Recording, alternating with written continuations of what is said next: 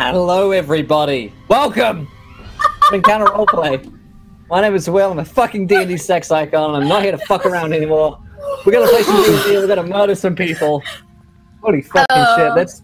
Let's do this thing. We have the cast of Encounter Roleplay with us today. They're gonna die to feel the pain I feel now.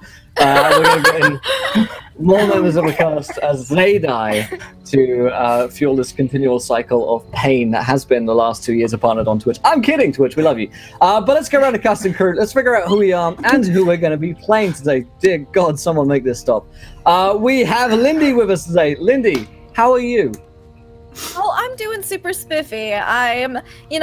This is the first time we're doing this on Encounter Roleplay tonight. Yeah, first take. It's awesome. I'm ready to be eaten by some dinosaurs. I hear there's going to be dinosaurs.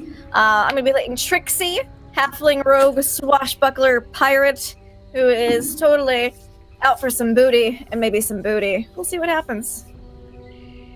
Excellent.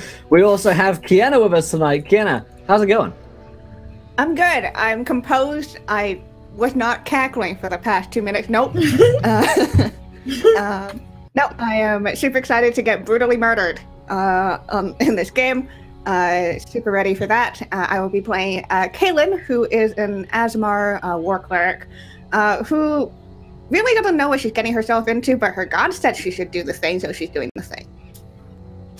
Awesome. That's a good reason to do things. We also have Chelsea with us tonight. Chelsea, how you doing? I am doing great. It has been a full day of tabletop RPGs for me, and I'm only about halfway through my 12 hours. So I'm excited to get eaten by some dinosaurs, and I am playing Paleon today. Paleon is the kind of snobbish, stuck-up dinosaur poacher, and she has come for one purpose, and one purpose only, and that is to kill dinosaurs. And she wears a very large necklace around her neck of dinosaur teeth of all of her trophies. Wow. That's gonna go well today.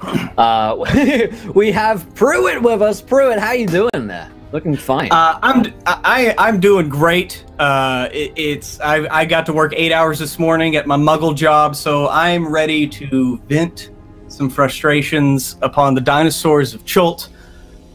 It's going to be beautiful, and I am playing Princess Torog, a female half-orc totem barbarian, traveling the world. She must kill 2 beasts of every kind on every continent to win the hand of her man Torok. And she's going to do it. She's going to get back to her love. So let's get to it and see how quickly she dies. Great stuff. We also have Sid with us tonight. Sid, how you doing? I am great. I'm so excited. I'm playing Pruitt's sister, Princess Sister. Hello, I'm a sister. And I'm playing Odette, who is a half-elf bard. How are they sisters? I don't know, but they are. Hello. Sisters in royalty. We're here. Yes. Yeah, and I'm here to cheer on my sister, and while she goes forth and murders animals, I'm here to sing to her as she does it and inspire. I'm here for it. I'm ready. All right. Well, this band of miscreants are in for a spot of trouble today. So the idea of the game, not sure if this got, because this is the first take, I'm not sure if this got in there, but basically we're going to kill them as they go through. They're in Schultz, so we're doing some stuff based on the Tomb of Annihilation. As a player dies, a new player steps in to the ring until there is no one left on planet Earth, or until we just finish the fight. But that's the plan for today. The players are all making their way to, the characters are making all the way to Schultz, and we'll jump into the game in just a second. Before we do, I remind you guys, we're of course sponsored today by Fancy Grounds. Check out fancygrounds.com. I'm using the Tomb of Annihilation map packs and game packs from there for all of my dino goodies. And of course, you can check out their licenses, either a demo version or a $4 starting license. Of course, wellinggames.co.uk is a go-to place for all of your miniature and D&D RPG needs. They sell all of their RPG books and anything you possibly want at up to 20% off the retail value. Also, you guys can affect the game today by giving players Nat 1s, Nat 20s, Wild Magic Surges, and the like via donations, which I am, of course, encouraging today. We already have a bunch of nat 1s in for our players, and a couple of nat 20s for me, and maybe an extra creature thrown in here or there by you guys. And of course, retweet this tweet if you haven't yet. Thank you, Hortenios, for that. Right, let's get into it. A couple of bits of housekeeping. We have a Wild Magic Surge for Chelsea, a Wild Magic Surge for the first dinosaur, a Wild Magic Surge for the first player to speak, which was Lindy, and a Wild Magic Surge that I will give to Pruitt's character. So we can get rolling those. Oh, Lord. In just a rolled few seconds. 643. Ooh, 394. Okay, low so Chelsea, numbers. You can't speak in sentences longer than 10 syllables, Paleon. That is... Challenge accepted. All right. Pruitt on the 4722. Turog, next weapon to wound you heals its wielder by an equal amount. Or like a vampiric blade or such. That's cool. And Lindy with 394. Pirate Princess. You ate the last rations that your party was carrying. But here's what's happening. I got hungry. Every time, Tricky. Oh, we gotta hunt some dinosaurs. Yeah. You guys have had a week of it, really. You guys set off from Port Nyan Zaru for adventure and gold, and you found yourselves at Fort Belluarian. It is a deserted fort, apart from you guys. You've been using this as your kind of home base of operations for the past couple of weeks. Rumor has it that the previous owners of this fort have been eaten up by dinosaurs or zombies or zombie dinosaurs, one of the two. But it's been a pretty good home for the group of you for the past week or so. Unfortunately, you're running low on food because Trixie has been eating all of it without your guys' consent or knowledge. So this is where we find you guys this morning. As you're looking out across the jungled tops of Cholta's incredibly hot here, of course, insects and all sorts of gribbly insects and creatures crawling all over the place. And I'd like you guys to tell me where we would find you in the fort at this point. I feel like walking along the walls, there's like a smithy, an armor smith, there's like a great hall, there's a kind of barracks, jousting fields, there's a bazaar, which isn't really much good anymore, and then there's a temple to the god Helm, which is in the northernmost sector. So let's whip around real quick. Where would we find Trixie at this point, Lindy? Well, Trixie, I feel, would be on one of those towers on the wall, scouting out booty. So she's basically stalking Turok and Odette, probably. Okay. You can roll me a perception check here, Trixie. Just sure. If you're, scanning for booty. Yeah, for spotting booty. Your whole booty scan. I'm not proficient in it, so that's a negative. That's a 6. Nothing worse. There is a little booty to be found this morning, unfortunately. What about Turog and Odette? Where would we find the royal siblings? Turog, she has quite a tendency to always be practicing, honing her craft so that when the lust of battle takes over, she's ready to go. So she's probably like dressed down like as little as possible on the practice field, just like chopping like a pole that she just like hammered into the ground, and she just chops it down and goes and gets another one, and that's just kind of her routine as her muscles flex against her bone clothing. I feel like Odette is like the exact opposite. Like she's like dressed to the nines already before breakfast, and she's there with like, hold up, I have my makeup drawer next to me. So she has like a compact, and she's like sitting on a stump, like just like watching, just like, you're doing amazing, sweetie. Keep going. You're gonna get your man. What would I do without you? I don't know, sister. This is why they work, because we are like oil and water, but it just works for some reason. It Right, works, right. you know. Like I keep you like It's healthy. groomed when otherwise, Yes, you know, codependency. wouldn't. So like I make sure that you don't forget to put on your sunscreen when you go out hunting, and I get the blood out of your dresses after you kill things. I like to leave it in there for And a then bit, you know that. You teach me to like stand up for myself, and you're helping me catch my mans. Mm-hmm. And also Yeah. the ones that are inappropriate, I usually punch them. So That's There you right, go. sister. Okay. it's a symbiotic Awesome. relationship. What about what about Paleon, the Dino Hunter? Okay, question. I have a technical question. Is it Chelsea Sure. and the player that have to speak in 10 fucking syllables? Or is it just my player? Just your Okay. character.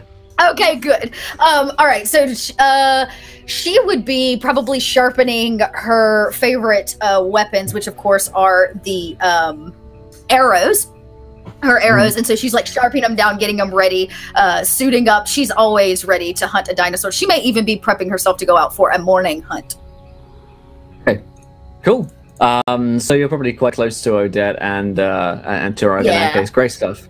All right, sort of hanging out in the training yard. And then what about Kaylin? Kaylin is probably at the highest point of wherever this port is, just kind of hanging out at the top, keeping an eye out. This is like the one bit of peace that she can get from her companions. She kind of keeps an eye out. It's also like, because she's not around her companions, she can drop them more. She has to kind of constantly focus on making herself look human. Her angelic blood is not, it's fairly strong in her, and so when she's just by herself, there are more eyes than there should be around on her. But she tries to make herself look a little more human when she's around the others. Okay. But up here, she's just kind of away from the others, more quiet moment, looking out into the jungles. Sweet. Okay. So you guys, you actually have a couple of other friends who are right now in the the Inner Bailey, which is the big fortification on the east side of the map. So there are some other friends of yours you've been hanging out with while you've been going out on dino hunts and the like. I would like Kaylin for you to roll me a perception check as well here as you're out on the walls. It's a typical day in Schultz for you guys out on the training fields, but see what you can see out here.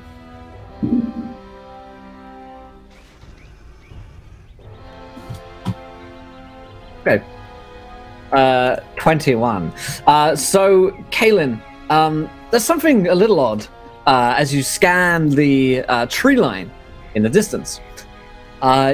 You'll see that there are several small little birds, rodents, and small little dinosaurs who seem to be kind of flooding out from the jungle and are moving very hastily away and sort of towards you guys, as it's clearly away from whatever it is they are running from.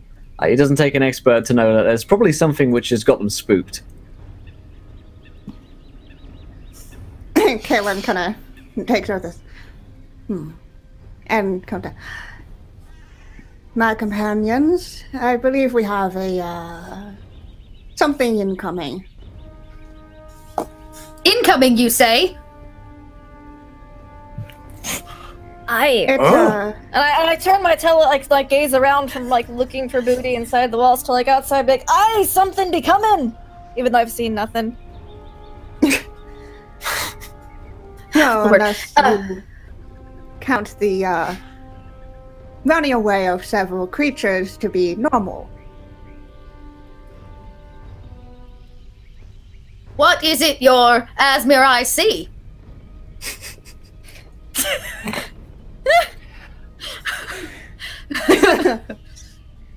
Why don't we go and check it out? Several creatures be on the run. I'm right walking behind towards the you. front gate. I'm right behind you. Oh, wait, Paleon pulls her weapon. Yeah, Paleon pulls her weapon and joins them if we're gonna exit the facility. If there's anything that we were trying to sneak up on, like, well, I promise you we're failing. Because Odette is like, I did not wear these shoes for this. My heels are sinking into the grass.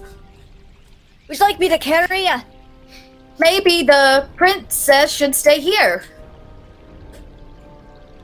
Where I go, she goes. That's right, we are sisters. Maybe the princesses should stay here. It's like a super OCD thing that Palian does. It has to count. She's just like, I was counting her. It's kind of Rain Man. Yeah, like Odette like immediately comes over and like puts a hand on Turog's shoulder, and she's like, I know, just give me a second, let me explain.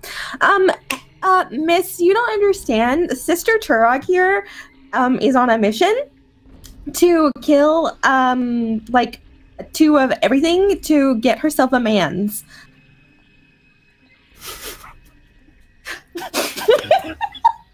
She don't need no mans. There'll be plenty of other royalty out there. And I wink. Yeah, that is great. Thank you. We should stick together then. Ha! Ted, we should stick together then. Oh my god. And Turog is just like axe on one shoulder, just like slinging her javelins like sheath over the other, like come on, and is just like yelling for them to follow her up to where Kaylin is. I be right behind you. Great. So, it's one piece of booty that you will be able to spot on the way here, Trixie, is that there seems to be on the ground a pair of what look to be knitting needles, and yet they look like they could be used as magical daggers, clearly left behind by a former defender of this fort. Perfect. Maybe sheathing them then. Are you in like another dimension? I'd be in That's where Mildred's going to be this next week. That's what happens to Mildred. Yeah. Oh, wow. Okay. Amazing. So, all right. I got to start getting these fewer decisions into a straw ball here for you guys. So, you guys are headed out. Who's leading the way? Turog is already halfway to the front gate. I was about to say, Halion's not far Just from like waving over her shoulder. Like, so what I'm hearing is there are a lot of egos, so we're like pushing. Like, who's getting out first? I'm content to sit in the back and just watch everyone else walk in front of me. I'm a halfling, so it'd be like face level. It's perfect. Well, Paleon says, I will not give up the hunt, and follows right behind Turog. Okay. Turog, as you get towards the gate, it's operated either below on like a rope system, or above. The gatehouse can be used from up there. So there's 2 ways that you guys can open the gate and close it as well. And I'm going to put the straw poll in chat here for you guys, so you can start voting. Turog, as you get closer, you can see what your friend Kaylin was talking about.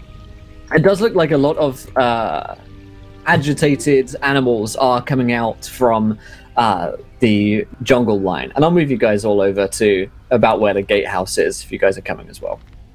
So you can take a look. Turog, and anyone else looking out, either from the gatehouse walls or if you're opening the gates, can roll me a perception check.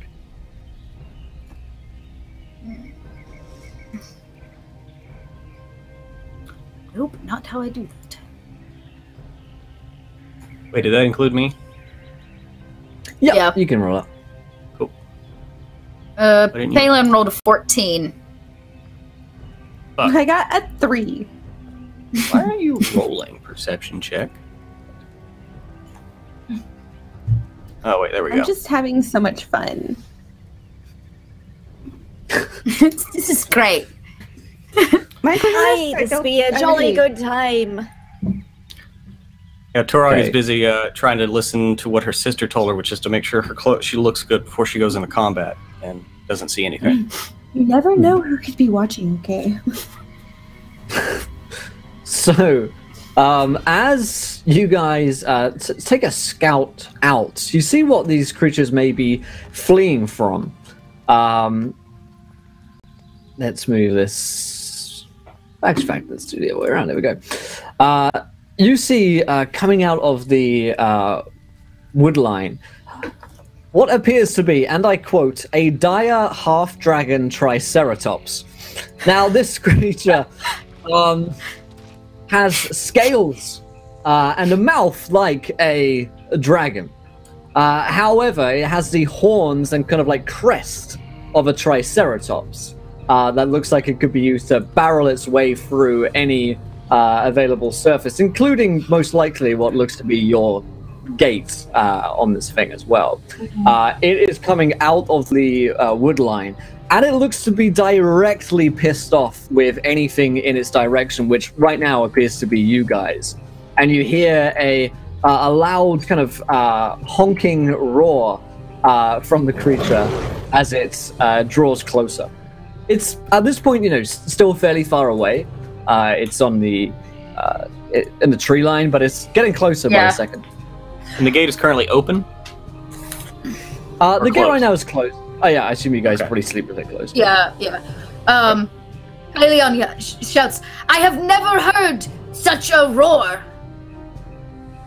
Odette is like hitting Turog like on the arm, and she's like, "Sister, this is number 2 on your rare creatures list." Yes. Yes. Kind of clutching her great axe, and you can just hear her knuckles like popping. Yeah. I can do that all day. There are civilians. The real horror. We should not let them in. Well, the civilians already be in, matey. However, I doubt this can be much different than fighting a kraken on the high seas. It should be no problem for us. Arr. Well, how tall is the wall? Yarr. The wall itself is probably about 10 feet. So it's enough to be where you think you'd feel pretty safe. Like if it were trying to reach up to get you, this thing probably doesn't have the reach to do that. However, just looking at its its face and its crest, this thing looks like a battering ram. It could probably push its way through the gate if it were given the chance to. You'll see that there is a bloke who seems to be running away. Bloke. I was about to say, so for clarification, I meant to not let the dino in, not the civilians.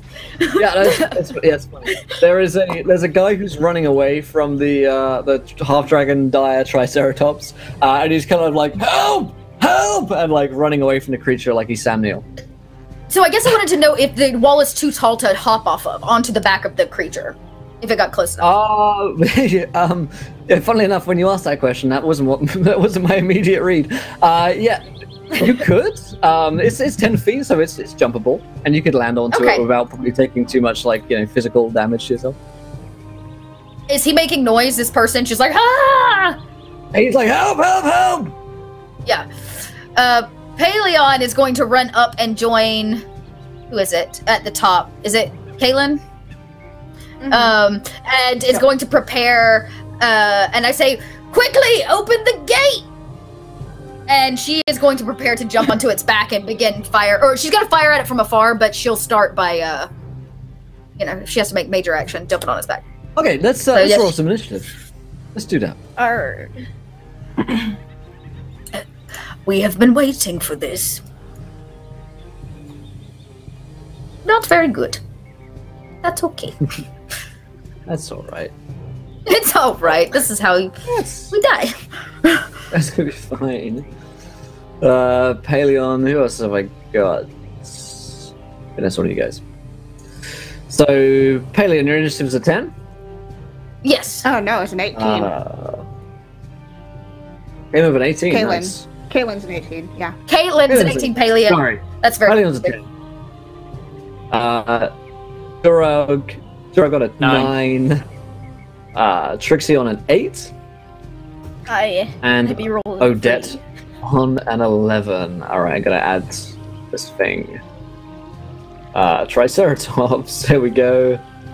He rolled a 3. That's lucky for you guys. First on the initiative order is Kaylin. Kaylin, you see this thing. You're maybe about, I don't know, 60 feet away from it right now. What would you like to do? That's a good question. Thanks. So it's about 60 feet away from me. Yeah. Well done. Okay. Sounds good. I am going to... Doing a good job. Yeah, so she kind of grabs her glaive and hoists herself up. And then she just kind of points it at the dinosaur and casts Guiding Bolt on it. Nice. So that is a...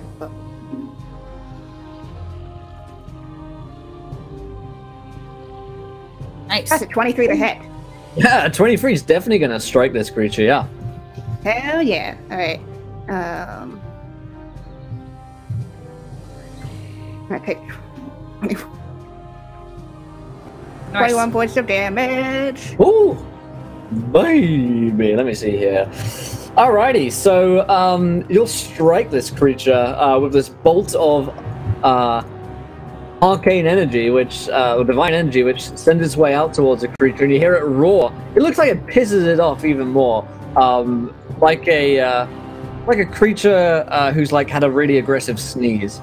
It's kind of and comes towards you. Anything else you want to do, Kaylin? Nope. I'm gonna stay up here for a bit. Alrighty then. That takes us to Odette's turn. That was Kaylin's. Now we're on Odette's. Interesting. Okay. There are dinosaurs coming towards you, or a dinosaur coming towards you, and a man screaming, and Kaylin sends out a spell towards it.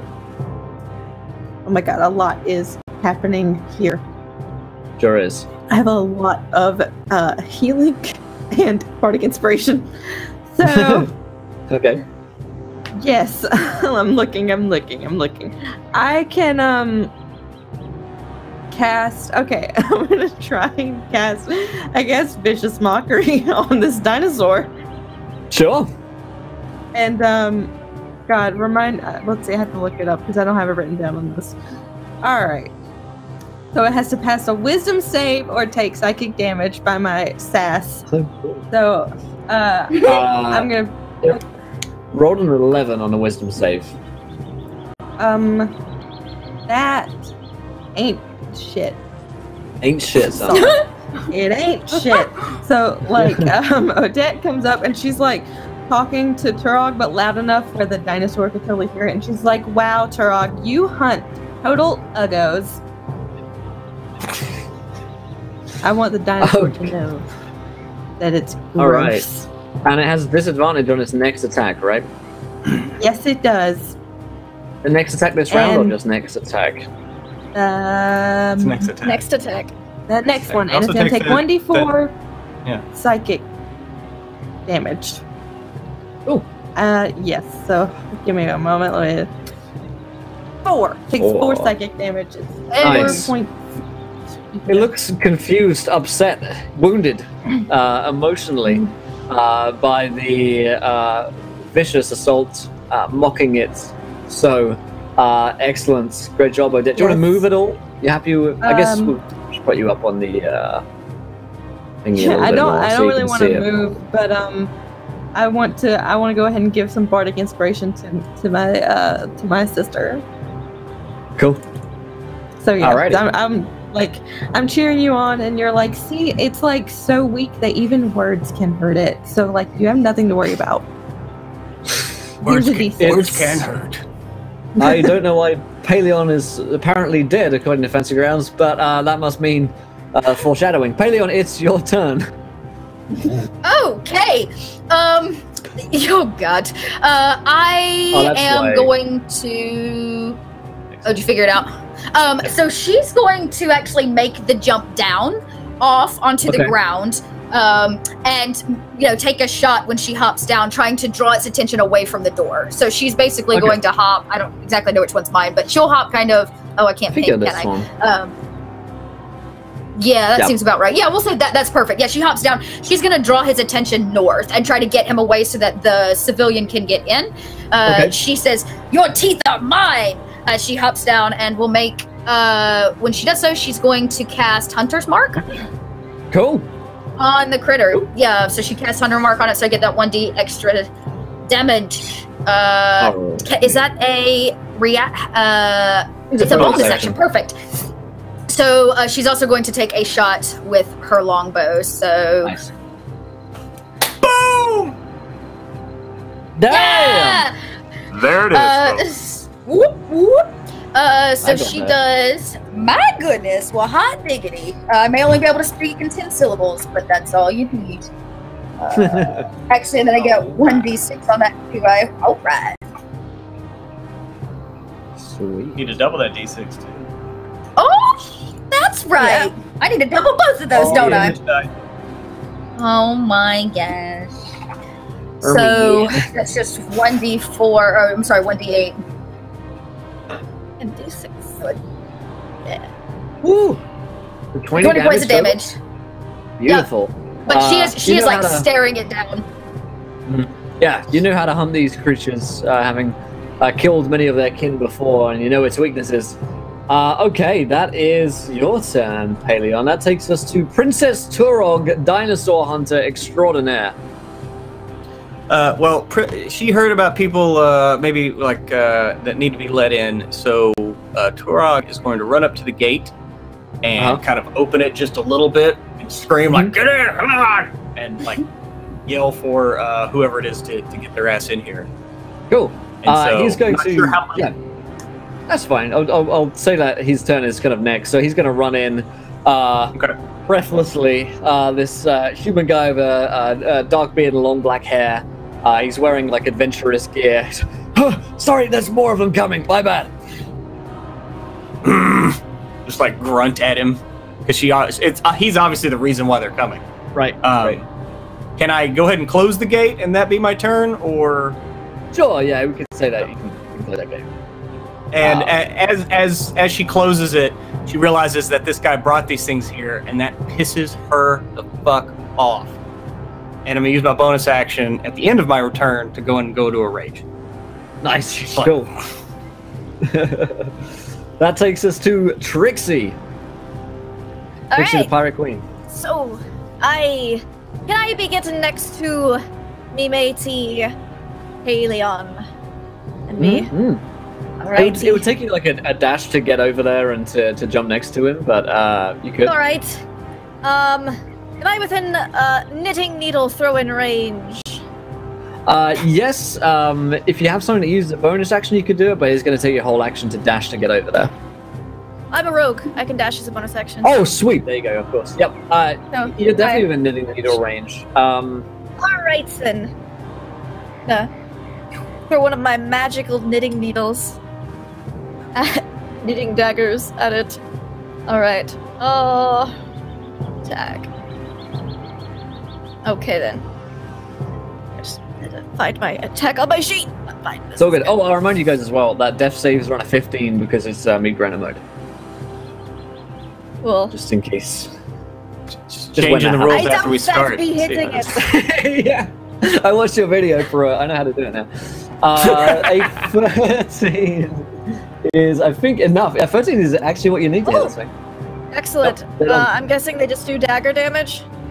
So a d4? They're magic, so give him +1. Cool. +1 attacks and damage.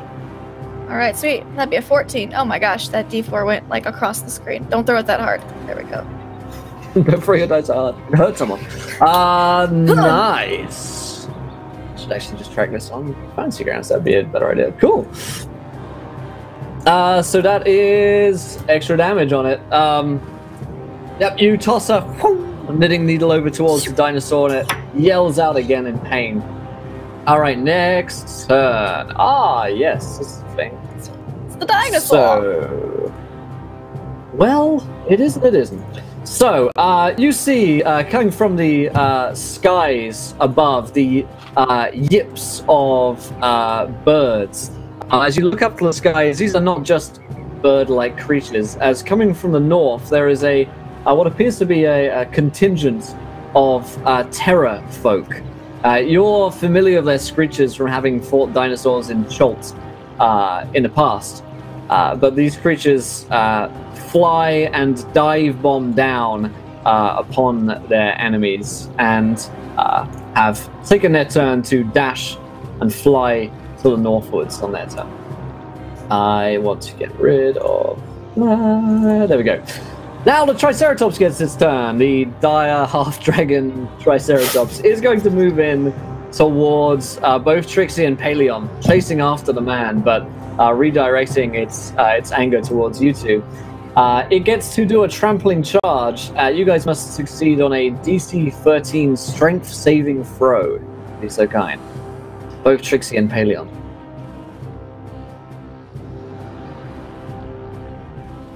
Oh boy. Okay, so... try to get you two. So it gets to make a Stomp Attack as a bonus action, so it's going to do that now. Against a 13 against Trixie and a 14 against Paleon. Either of those hit? I think you're muted, Justin. Does not hit me. Nope, nope. Good. Stomps a miss, but it still gets to go. As its actions. Save it syllables. Oh. So Trixie, that's a 21, and Paleon, that's a 25. Oh my god, really? Just hit, hitting me. I never said this game was fair. The attack against Trixie deals 20 points of damage. The attack against Paleon deals 25 points of damage. As it comes in with a vicious roar and paws both of you, trying to stomp you as well, but you manage to evade the worst of that. That is his turn. Bad. It takes it back to the top of round one. Kaylin, you're not dead. There you No, go. I'm not. Yeah, it's so Fantasy Grounds works upwards rather than downwards on your HP. So if you have like 24 out of 24 in your HP, it says that you're dead. So that's why that's happened. But I fixed it. It's all good. Kaylin, it's your turn. Okay. How many of these flying ones are around, and how far away are they? There are 3 of them to your north, and right now they're about 60 feet away. Okay. Cool. Is there time to do this? Yeah, sure, why not? I'm gonna activate my Radiant Soul. So there's suddenly a radiant energy and light that emanates from her. There is absolutely no way that she is any form of human because she suddenly has wings and is covered in way too many eyes as she jumps up into the air. I now have a fly speed of 30. Sweet. You pull the storm. And what am I gonna do? I'm gonna cast Sacred Flame at one of these. Okay. If I can get my freaking spells to work on this. I don't know Fantasy Grounds that well, just so you can tell. Okay, so that's 60 feet. Must make a dex saving throw. So I'm gonna Dexterity target saving whatever's throw. closest to me. Okay, let me get that things up for you. Dexterity save is a 15. That just makes it, yep. Damn. Okay. It kind of out of the way, and there's a little kind of flutter around like a butterfly to evade your strike. Anything else you want to do, Kaylin? No, I'm just gonna wait till they get to me, I guess. All right. Odette, it is your turn. The 2 friends are outside getting mullered by this thing. It looks wounded. It looks very wounded, but so do they. You can get muted. Okay, hello. I'm here. I'm ready. Except I'm not. So, I just have a lot of healing. That's So probably I guess, good. Probably what I need right now. I don't have anything. I can't kill it, but like, who needs some healing word? Who be needing that?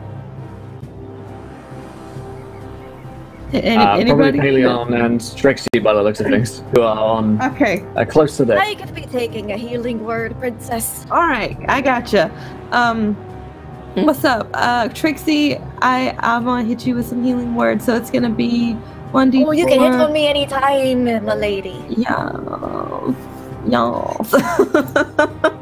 Okay. How do I add things in Fantasy Ground? Someone please tell me. How do you what, sir? Anyone. Anyone tell me how to Healing add words stuff. A d4 plus your healing modifier, which would be charisma. So a d4 plus charisma. Yeah, how do I add that in Fantasy Ground? Oh, you have wait, to how use do I- backslash. Yeah, and in Roll20, you know how it's backslash roll? In this, it's backslash die. D-I-E. And then just do it like you would. Yeah. Interesting. Okay. Or you Yes. can just grab That's the die. difference, yeah. Or you can Right. grab the die and roll it and make your manual add. That's true. Okay, here's a d4. And add 5. Let's say 8. Cool. I love math. Haha. And Ah, thank you, my lady. Welcome, sister. Healing words be beautiful to mine ears. Okay. Alrighty. Anything else you want to do, Odette? No, that's all I got, really. Alrighty, Paleon. Your turn. All right. She is really injured, so she's going to try to get out of there, realizing that maybe this is not like other dinos she has fought before. So she's actually going to try to take kind of a retreat and exit that space, maybe heading back towards the door. Okay. Yep, that's her plan. She's gonna risk it. Attack opportunity against you. Because you're gonna have Do it. to either climb up or don't forget. All right. Go knocking like, oh my god! It's only a 12. It's only a 12. Nope, doesn't make it. She does, so she's like, let us in, let us in, let us in. Alrighty, you get away, Paleon, as you batter against the gates again with Turog on the other side. That takes us to Princess Turog. Why'd you jump out there? And Turog, you said it was rope oriented, yes? Correct. Turog's just gonna run her axe along the rope to just let the gate open, and is going to run right at the dinosaur, trying to cover the escape of the others. Okay. In a frothing rage. And so I'm gonna run up there with the gate open. The frothier, the better, I always say. Mm-hmm. And here, take this dinosaur. Shit. Oh. Why did I recklessly attack? Fuck. Anyway, all right. Oh, yeah. That's the I'll end let of you my turn. attack. I'll let you do that if you want. Not much better. No, just a miss, unfortunately. Okay. Very close then. Alrighty, that is Turog's turn. Trixie, what do you want to be doing here? Your friend is fleeing. You never desert your crew. I shake the other needle. But But in this case, She says nothing. Let me in. Let me in. I am a pirate. You know what? I'm gonna take my other sewing needle. Deserter! You never desert your crew, and I'm gonna throw it at Paleon. amazing.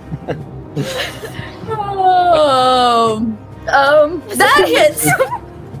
That's roll that damage. Oh my god, that's intense. How much? Oh, 2 points of damage. yeah. I was gonna. Oh wait, I have it's one not- Ally HP. next to you. Oh, you have 1 HP. You've got a- Okay. I have 1 HP left. I had 3. Now I'm down to 1. Can I sneak attack that? Sure. Oh my god. There's an ally of in fight. Arg! Yes. I'm a smuggler. I don't need no allies. Paleon's like, and like I just slides down the throw wooden door. remaining, Like that's my remaining knitting needle, and then I'm gonna pull out me short swords and say, "Arg! You be causing fear amongst me crew, and I do not be liking that. And I'm just gonna jump on him and start hacking with my short sword. So that's what I'm gonna do. Yeah, sure, go for it. Let's do it. Arg. 21 hit the dinosaur. That'll do it. All right. 4 points of damage. Oh wait. Plus 3 for dexterity. 7 points of damage. 7 points. All right. It yells out in agony as this creature's far past being bloodied and very upset and angry with you. It is the time for the terror folk. Now, these creatures, in particular, they prey on the weak, and they take one look at our friend Paleon, who is like been embedded against the gate by Trixie's dagger, and they begin to dive bomb down towards Paleon to feast on his body. And let's see. Everything I've wanted today. Everything I ever wanted in life. I've 14 to hit you, Paleon. I was about to say, I'm already dead. Well, I'm already down. Yeah, I can make the first save, but yeah, I'm done. Yeah. None of those hit. Not with my armor. So I think they just have advantage to attack you because you're okay. Oh, that's true. Yeah. So let's see if any of them can hit you. That's miss. Multi-attack though, so. Oh, that one hits. That one hits. That one hits, and that one hits. So yeah, the 6 death save. And that's a lot of death saving fails for Paleon. That's 2 each time, right? Every time it attacks you, take 2 death saving throws. Yeah. So Paleon. God. Yeah, those are automatic fails as they attack you. As they go, and Trixie, you'll watch as your once friend, crewmate, Paleon is ripped to shreds by these creatures. And all that's left is her dinosaur necklace. That's all that's left now. That's Paleon out of the game. Feasted on her flesh. Chelsea, well played. You're the first to fall. How do you feel? It's actually pretty good. I'm feeling really good about myself. Mm-hmm. I'm not afraid of dinosaurs or anything. It's cool. No nightmares tonight. It's gonna be fine. No, thanks, gang. I'm actually headed over to something else. I really appreciate getting to come in and just like roll dice again for funsies. So, yeah, I'm Little Red Dot. You can find me on all the things at the name Little Red Dot. Do that Great thing. stuff. Bye, gang. Have fun. Thank you. Our next player, Donovan Fry, who will be joining us in just a few seconds' time here. All right, that is their turn. It takes it to the Triceratops' turn. It's in a battle with Turog and Trixie. It's going to attack Turog, a new foe, which is a 11 to hit you, Turog. No. AC 15. Oh. All right, that is its turn. It's all it can do on its turn. It's really good on charge, less good when it's stuck in combat. Kaylin, that's what I was flying up in the air. Yeah, you want to. Well, I mean, you didn't take the cavalry charge, which is, brave. That's just dumb. In fact, we're gonna roll. Just gonna roll your initiative here, Dawn. All right, that's perfect. We're gonna put your character at the end of the turn order. Bring you in here in a second. Great stuff. Alrighty. So, I put in 54 rather than 4. Kaylin, what do you want to do? Okay, so there's the terrafolk that just ripped apart Paleon and the other dino. Okay, she's gonna swoop down and try to take on one of those terrafolk with her glaive out. And a stabby stab, or slash rather. Alrighty. With a solid 7. A solid 7. That is not going to do it, unfortunately. No, you know what? Because of that, I'll use my War Priest feature and use my bonus action. Also. How about you take a nat 1 on that?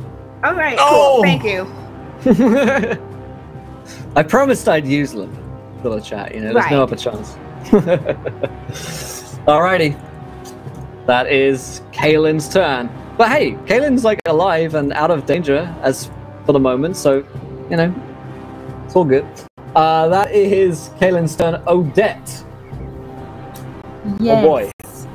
Okay, so after seeing Sister Turog get attacked, like I feel like just everything Odette knows goes out the window, and she just has to, tap into her primal instincts and just like whip out that bedazzled rapier that she has that she never uses. It's all she has are healing spells. Nobody needs them, so we're whipping out the rapier today. Everybody wish me luck on this. Okay, so it's /die, correct? Correct. /die space 1d20 plus whatever. Space. Wow, this is a wild And you're ride. fighting the Triceratops, yeah? Yes. Cool.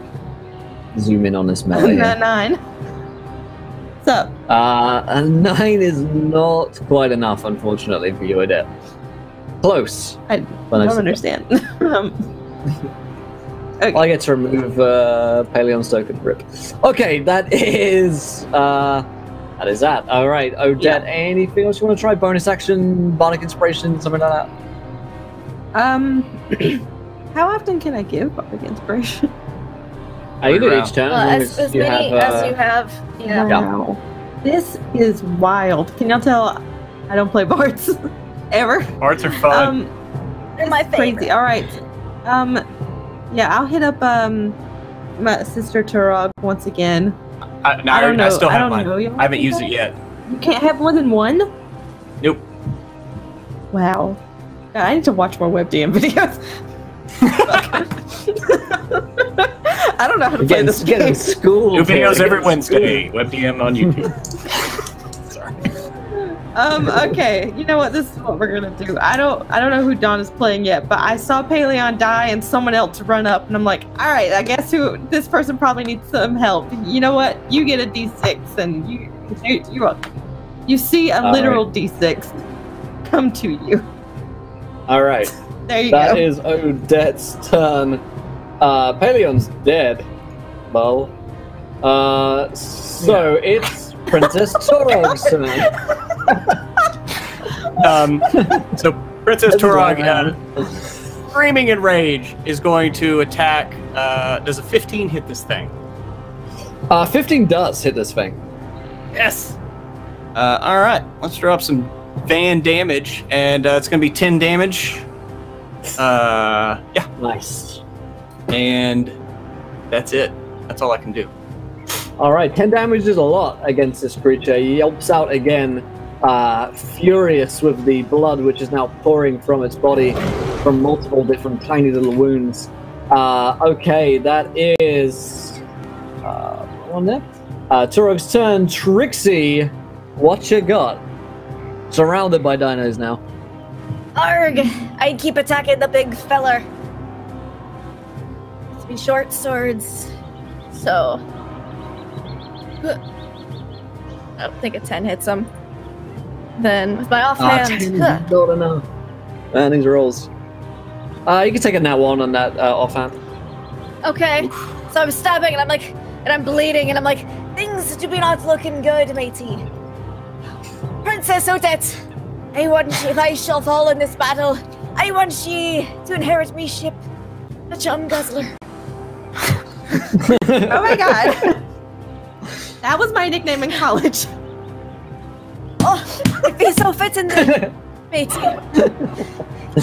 And let's see. I stand there. Trixie. That's my turn. This terror folk is looking at you after it's just finished pecking out the eyes of your now dead crewmate Paleon. Looks towards you, and it's going to use one of my natural 20s to attack you. Oh! Oh yeah. So that's on a bite attack, which is another 2d4 on top of that. So 13 points of damage against you. Oh, that's be knocking me under. I'm so glad Okay. I made my will and testament afore my turn was over. It's just as well, really. It's then going to take its second attack, because it has multi-attack against you. It's got advantage on this one. An 11? 40. Nice, alright. In that case, this one sees a new combatant and is going to jump in towards Don's character, which we'll get to here in just a second. And this one sees Odette and is going to fly down in on you, Odette, for a 17 to hit. Yes. For 7 Very points of much. damage. Okay. And then a 9 to hit. No. Okay, so you just take 7. Alrighty, then that takes us to our new contestant. Don, talk to us about your character. And how are you? I'm great, thanks for having me. Yeah, you hear on the wind, caw-caw! And scooping down out of the fly with green and yellow and red plumage is a birdish barbarian. He's got a simple wooden shield, a hand crossbow, no clothes except for what looks kind of like a thong, but made out of lizard skin. Hot. And as he swoops in, he says, I am Bubutai, he who hunts the dinosaur. Somewhere out there is a beast that ate my wife, ate our eggs. I will find this beast, and I will wear his tongue as my necktie. And I guess there's a dinosaur right in front of me, right? It sure is, yep. Great. Is he like ground level or is he up above? He's come down to ground level to combat you. Okay. Then I'll just go right into it. He, with his bonus action, Barbarian Rages. And he's going to use his crossbow this turn to go ahead and take a shot at the dinosaur as it's swooping in. Okay. Sure.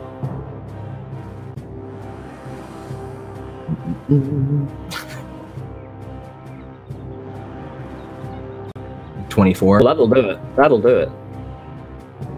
for 7 damage. Nice. Nice. Cool. That one takes 7 and is immediately bloodied by the assault upon it. The crossbow whistles across and hits into it. Anything else you want to do, Obutai? No, but you notice that anybody who happens to like look back at him might notice that he's starting to molt. Like feathers are starting to like fly off of his wings and body. Nice.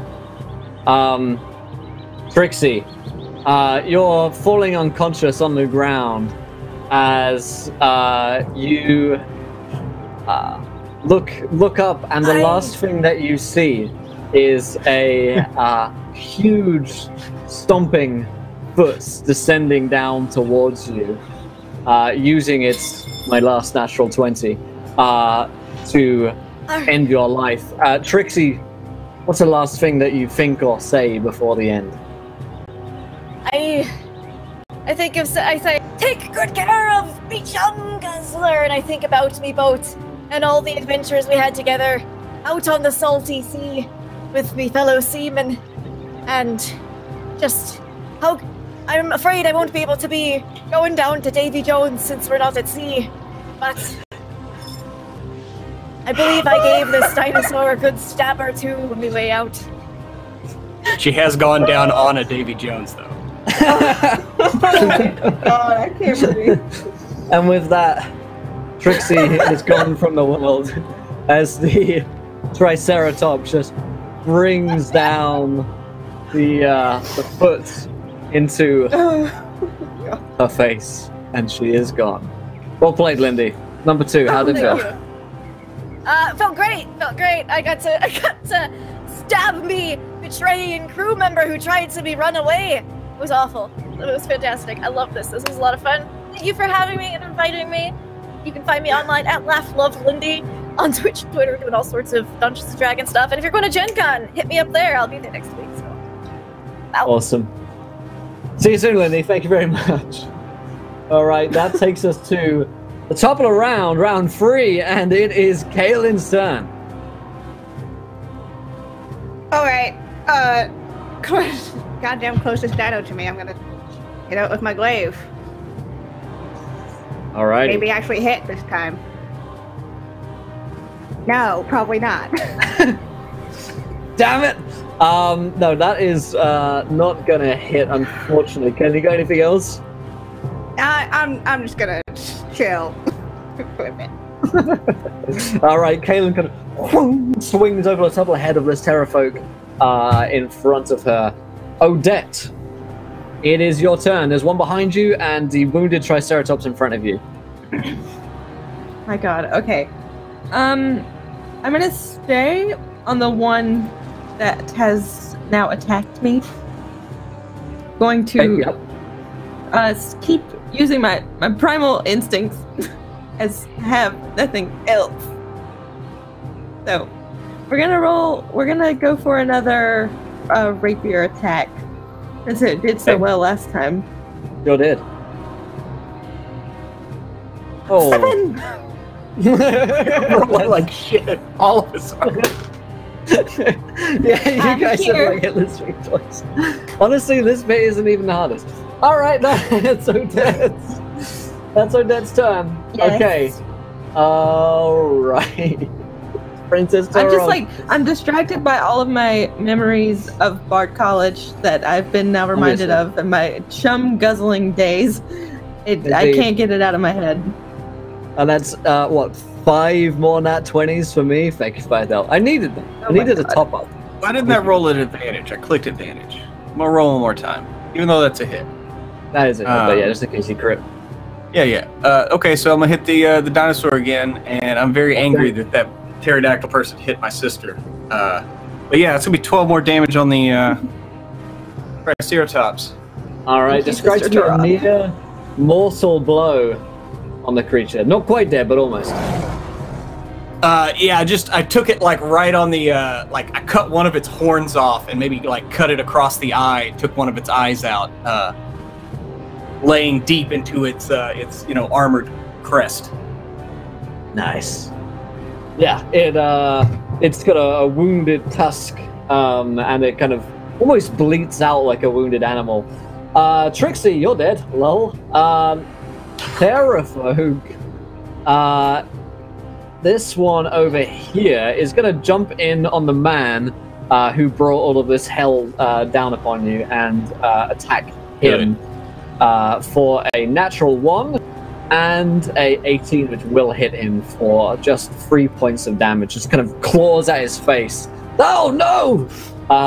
This one over here is going to turn on Kaylin as it's felt the movement of air just over its head from the glaive, and will bite at you for an 8, and then it will claw at you for a 12.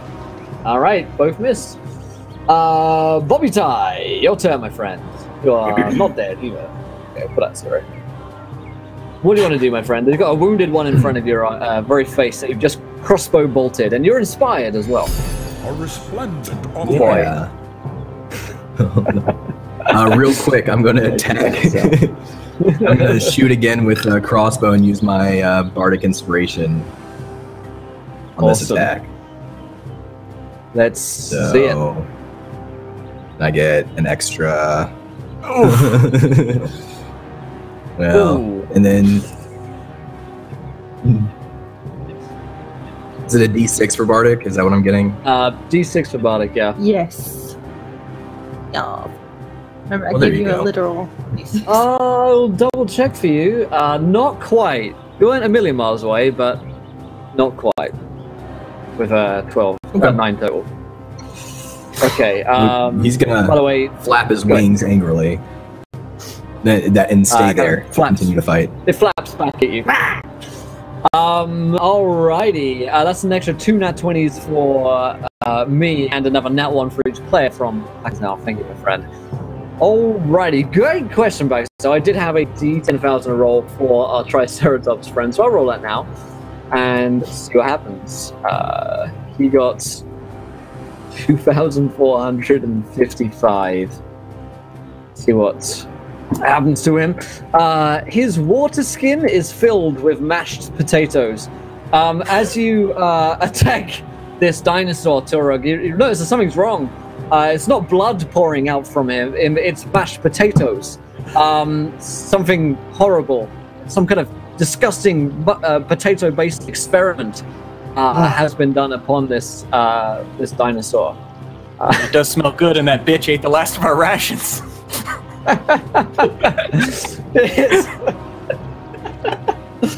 It's the Triceratops' turn. It's going to turn its gaze onto Odette.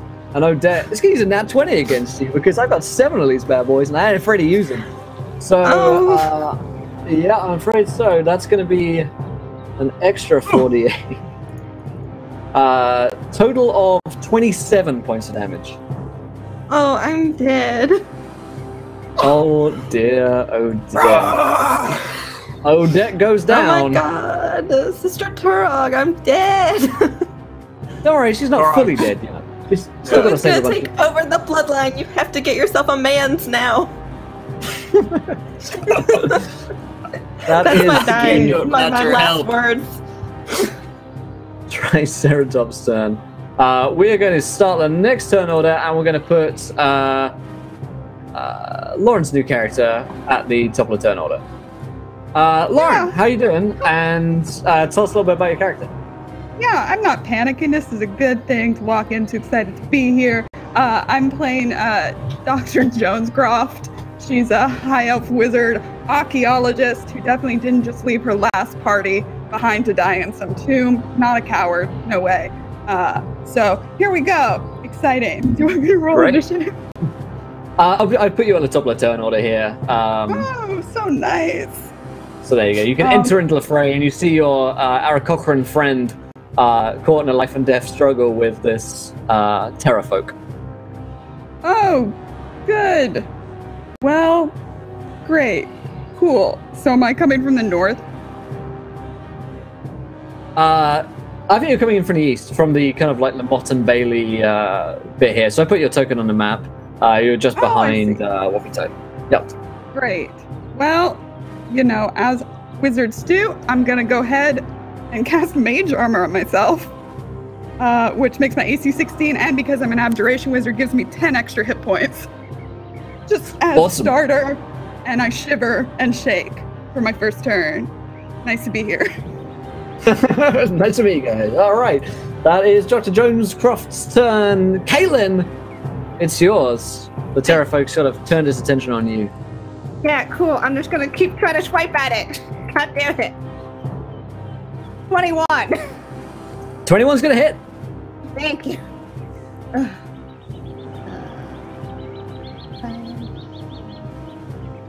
Oh, wow. And additional 3 damage because I am an Aasimar and I have my Radiant thing going on, so it has an additional extra punch in there. How do you kill it? Ow! I just take my glaive and I kind of like swivel it around and just jam it into it as this kind of burst of radiant energy flows through from me into the weapon and into it. Nice. Awesome. It whaps as it dies. Kaylin, do you want to move or bonus action anything? Is there any of them, other ones that are close to me? There's the Triceratops, which is to your north, which is, let's see, 25 feet away. Okay.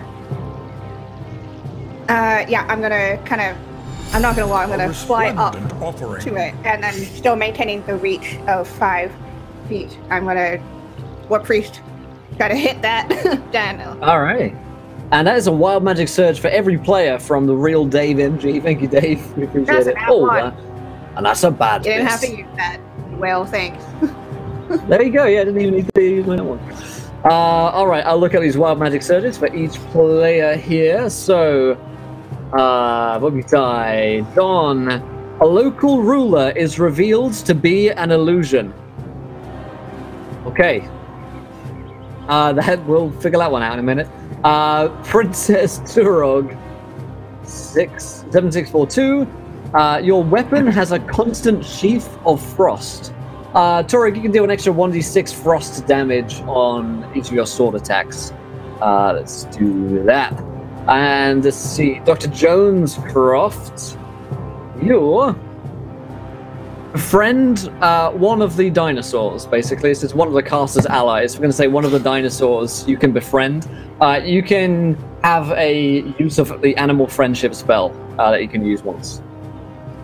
Amazing. Okay. I rolled one. I'm dead, but I rolled one. Is that okay? Yeah. Well, you're not dead. You're just down. I'm dead. I'm Creatures summoned in your presence, Odette, are abominations. Perhaps it's due to Odette's presence that the mashed potato dinosaur has come to life. It's not entirely clear, but certainly that is what a scholar might tell you. And then Kaelin, with a 6/4/29. Kaelin, you must save or be dragged to the bottom of the nearest lake.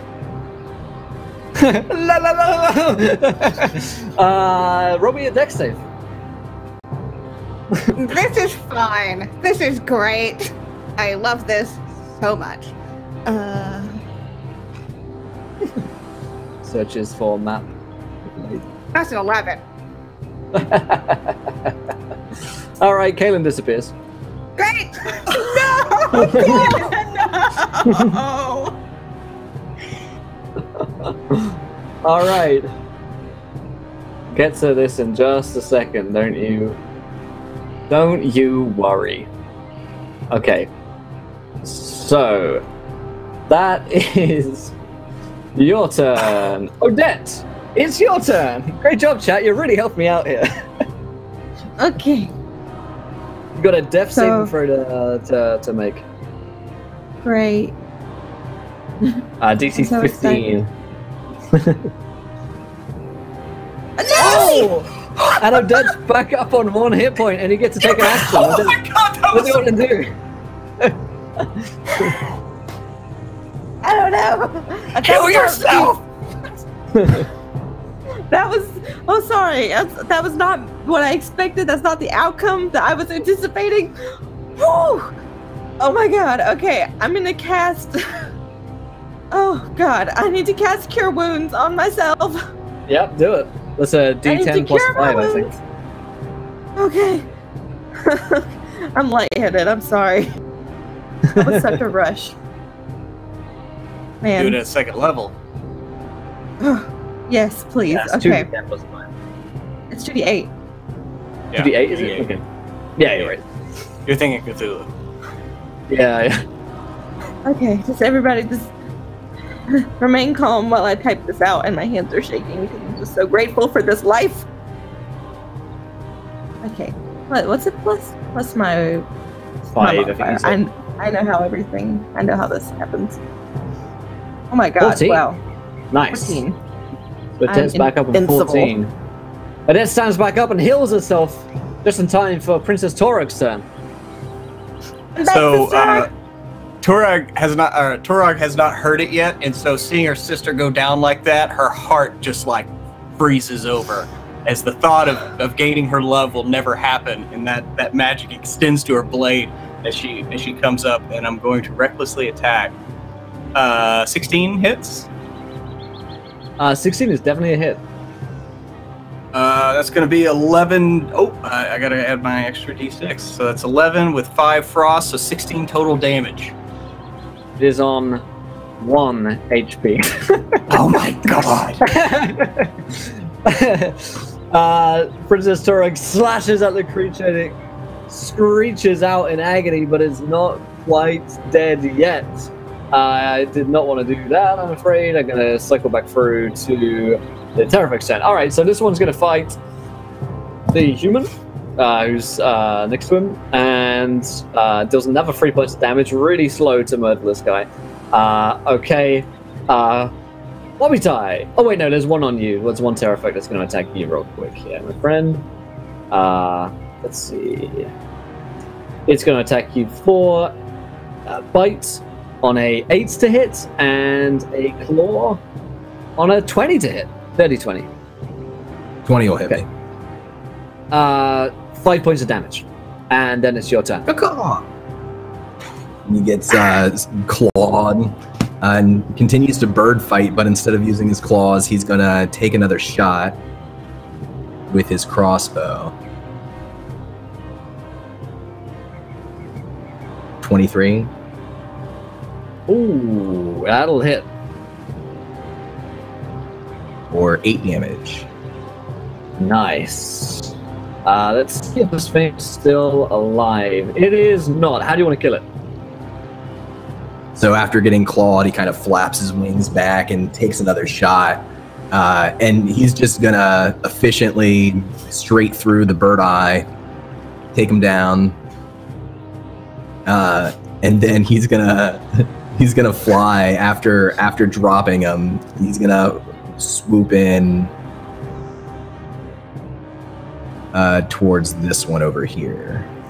That's attacking the runway. Yeah, that man. Yeah. Oh, don't worry, Pakazal. I got you. Thank you, my friend. All right. Okay, that is good stuff. Do can you take an attack this turn, or you just move towards him? Yeah, just one attack. So he just gets close, but he's overhead, like he's not swooping down yet. Right.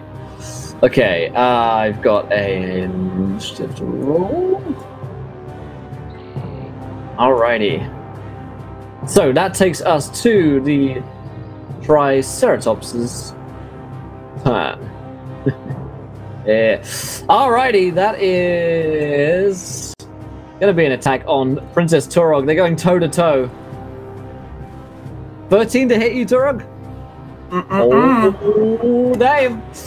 Dr. Jonescroft, what do you want to do? Well, there's no more beefy people by me, so I should move toward them, just in case. And I guess I'll take a pot shot at that Terrafolk who's on 1 hit point. Right, I think that's the one. Yep. I'll do Ray of Frost at him. That seems like a good thing. Let's do that. Let's do it. No, that's just the damn spell. Hold on. It's the D20 plus 6. Here I go. Ooh, 18. On dice. 18. So 18. That's going to be a hit. Okay. That's a D8 of damage. 4. 4 points of damage. Alrighty. It's looking unhappy with you. Cool. Okay. I'm gonna Kaylin! duck back behind this wall. Where and am I, hide. Will? Oh, yeah, Where the Kaylin. fuck Let's am talk I? about you. So, Kaylin, you just disappeared and went to the nearest lake. So, don't worry, I've got things planned. You. Let's bring this up here. Don't worry about the fact that it's called Acid Pit. Ignore that. Just ignore that. Don't read into that too much. So, Kaylin, this is where we find you. I'd like you to roll me Constitution saving throws. You find yourself teleported to a bubbling pool of acid. Thanks, Will. All You're right. welcome. You can take a nat 1 on that, I guess. Fuck off.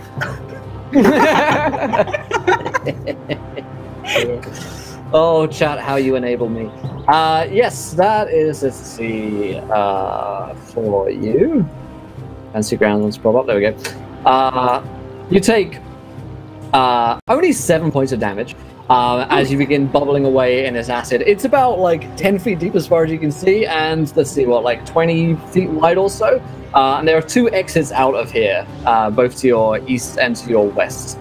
It will require swimming through, Cool, I can or fly. getting out of, probably. Yeah. Yep. Nope. I'm flying. All right, so Kaylin bobs out, and from here, and will pop up after she's been horrifically burned by life-scarring acid. Yeah, there's a, a bunch of her feathers are now kind of eaten away. Yeah. You'll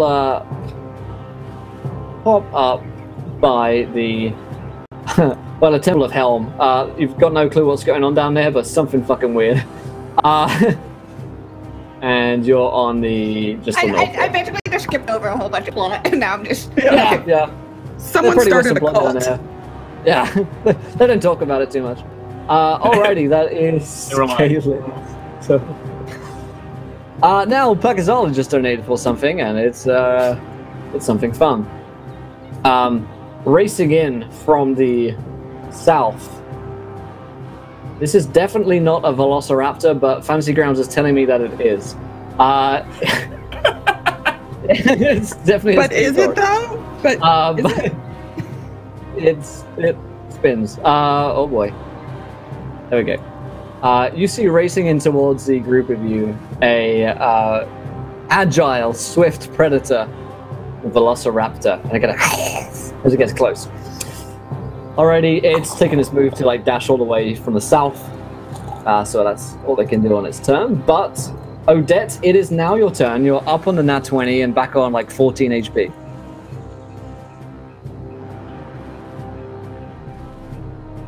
Yes. I'm here and not muted. Hello. Nailed it. All right. Okay. I'm still like, wait, okay. I need you to describe this scene for me. The one that was like attacking me and killing me, is that one dead? If you look at a map, there's a Triceratops to your north, and now there's a Velociraptor to your south. Where is this map that everyone's talking about? I will reshare it with you, and you should be able to see it now. Now I see it. I understand. Okay. You are the, yeah, just by the gate there. Gotcha. All right. Thank you, Dave. I'm killing this game. I'm so good at this game. Kill it. Okay, I can try. I can cast Thunderwave. It's got 1 HP. Oh, I didn't know. I wasn't paying attention. Then I'll stab it with my rapier then. Oh, that's epic. How do you... How does this work with this map here? You don't need to do anything Wait, until you go roll a dice. Well, now I can't click on the thing. What thing? Fantasy Grounds. Like, I can't roll anything with the map up. You can move the map, you can rescale it. I can move the map, but I still can't. I'm trying to click on the dice right now, and it's not working.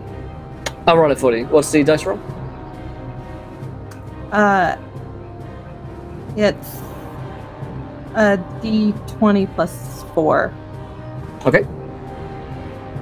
That is a 12 to hit. Do you have any bonuses to hit? You're looking for a 13, by the way.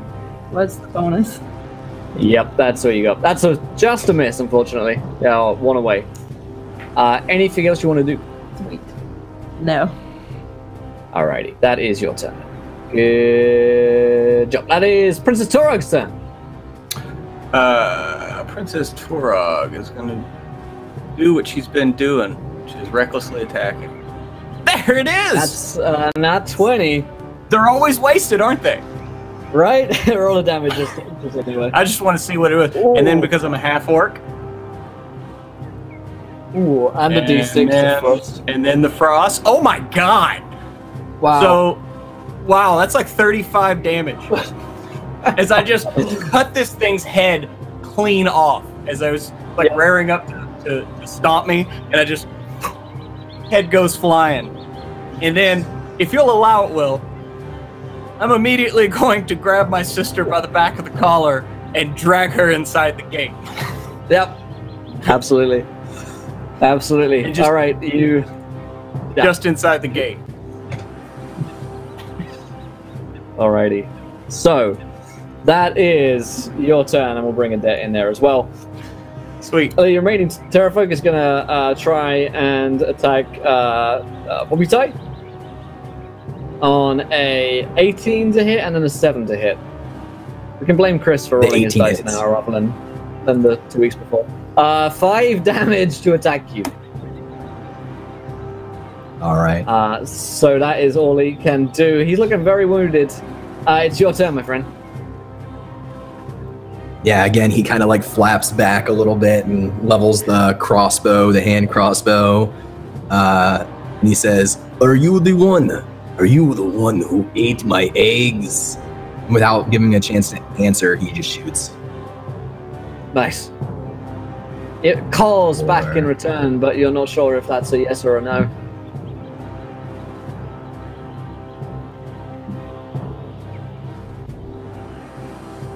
A 20. 22 hit is a hit. 8 And damage. how do you kill this creature? Again, it's like he's probably gone around. You get the sense from this guy that he probably goes around asking this question and immediately shooting dinosaurs through the eye. It's just his thing, and so he just shoots it right through the eye, and then he'll fly up and look over so that he can kind of get a view of any other dinosaurs that might be coming around. And I'll fly him. All right. Okie dokie. So that is the Triceratops, but it's dead. Alrighty then. So, Dr. Jonescroft. Oops, skipped ahead, but Yes. Dr. Jones. The immediate danger looks to be over with the gate closing and only a Velociraptor outside. What would you like to do? I want to go up to where I can see the raptor, and I'm gonna use my wild magic surge of animal friendship to make this Velociraptor protect us. I'm gonna do the thing from Jurassic World, but a lot smaller and less intimidating than Chris Pratt. Okay. You have a clicker? Yeah. Does Animal Friendship have a save? Yeah, it's a wisdom save. Okay, it's got a +1. Oh man, 19 on the wisdom. Shit. Damn it! This thing's like, I not don't want to interested. be your friend anyway. It dino Oh, shades you. I back up behind the strong people and cower. Alrighty, Kaylin. Good. You just were in an acid pit. You came up through the Temple of Helm. Not sure what's going on down there, but you do know that there are dinosaurs up here. You do know Bedlam's question it. Great. There's dinosaurs where I'm at, and I have no idea what's going on down there. That's fine. This is cool. I'm just feeling like I just want to nope out of there, Will. Feeling good? Just a hunt. Back down to the acid pit, maybe? There's like no other exit here. So you're talking about the... I mean, you can, like, come out of the temple itself, so you're out of the acid pit, and fly up, and you're back here with the rest of the party. Is that what you meant? Or do you mean, like, noping out of the fort, which is also possible? Oh, no, I'm back in the fort. Okay. Okay, yeah, back in the fort, yeah. Hey, guys, I found a thing. Let's lure them into the acid. That's a good idea, bro. Come over here! Oh, Yeah, so I'm gonna swoop over there. I'm gonna sweep over there. Who's not looking great? Health-wise, who's not looking great? I think Odette everyone okay? is most wounded right now. I've lost a I'm, few feathers. Not really, like, doing bad though. Yeah. I think she's the most wounded. All right, I'll just make her flame the closest damn dinosaur. Okay. Let's just Yeah. It dex save. was about to be your friend, but it turns out it's not. Yeah, no. Salty Velociraptor. So that needs to be a dex Alrighty. save on the Velociraptor. Oh, first. dex save. I'll use a nat 20 on that. Okay. I've got 6 that's of them. fine. I've got to use them. Alrighty. It's your turn. Velociraptor gets his turn. And something else arrives, courtesy of chat. You realize now that the mashed potato dinosaur may have, in fact, been fleeing from this other, larger creature. As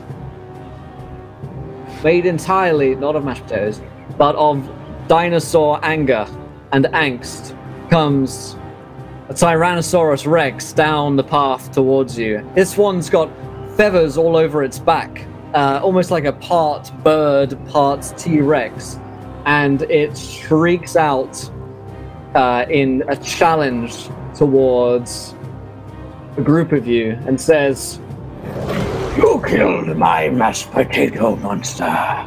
Now you will be my new potatoes." And that's its turn. So I'm actually going to put it onto the initiative order here. It's super honest about its intentions. Odette, it's your turn. The gate is between you and the creature. So right now, it doesn't look like it can get right towards you. It does look like it intends to charge in towards the group of you, though. But you do have a moment's respite here to do something that you'd like to do. Okay. I think what I want to do is cast Vicious Mockery once again on this new critter that has arrived.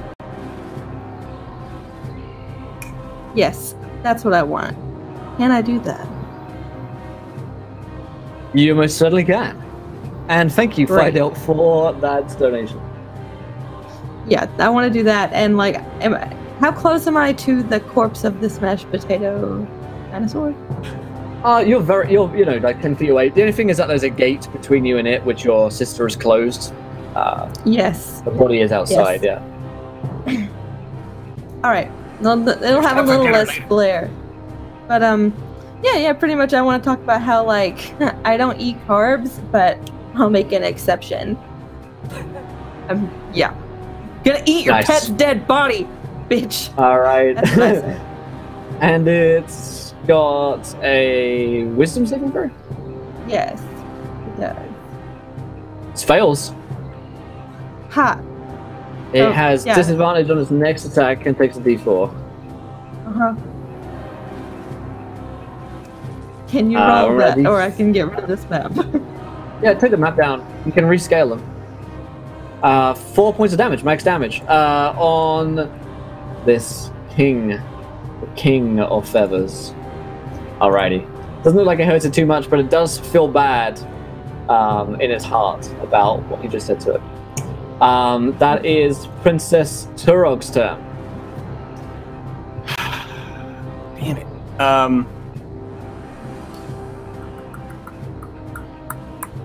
I am going to climb up to the top level. Can I do that with my move? Absolutely. Cool. I'm going to do that, and as I get to the top, pull out a javelin and throw it at the T-Rex. Awesome. So it's going to be a 22 to hit. Does that ice thing extend to the javelins, or is it just the axe? Just the axe, yeah. Cool. So it's going to be 6 damage, but that should actually be... sorry, that should be 8 damage, because I'm raging. I will forgive you. Still a melee weapon. This one time. It's okay. That is extra math for our king here. Excellent. Excellent. Okay, that is your turn. Also, we have hit 30 retweets. Goddamn. You guys get in chat. Get to the side underneath this line in chat. In fact, not even in the sign chat. I'm going to push a straw ball, and it's going to be as simple as this. Help or harm? Alright, here's a straw ball for you guys. Help or harm? Turok, that's your turn. Wobitai. Your turn, my friend. Vubutai swoops down past the good doctor, and he says, "You cannot be friends with dinosaur. You let them into your home. They will eat your entire family. I know this." Oh my god. I'm so sorry. It is okay. You did not know, but now you know, so... Right. Do you want to talk about it? Do you have some trauma? No. I am fine. And then he turns and takes a shot at the Velociraptor. Sure you are, buddy. I'm totally fine. Everything's fine here. No, he's not fine. You're not fine. It's your trauma. I'm not okay. All right. He says he's not okay, but like he starts crying right before he takes a shot and goes errant.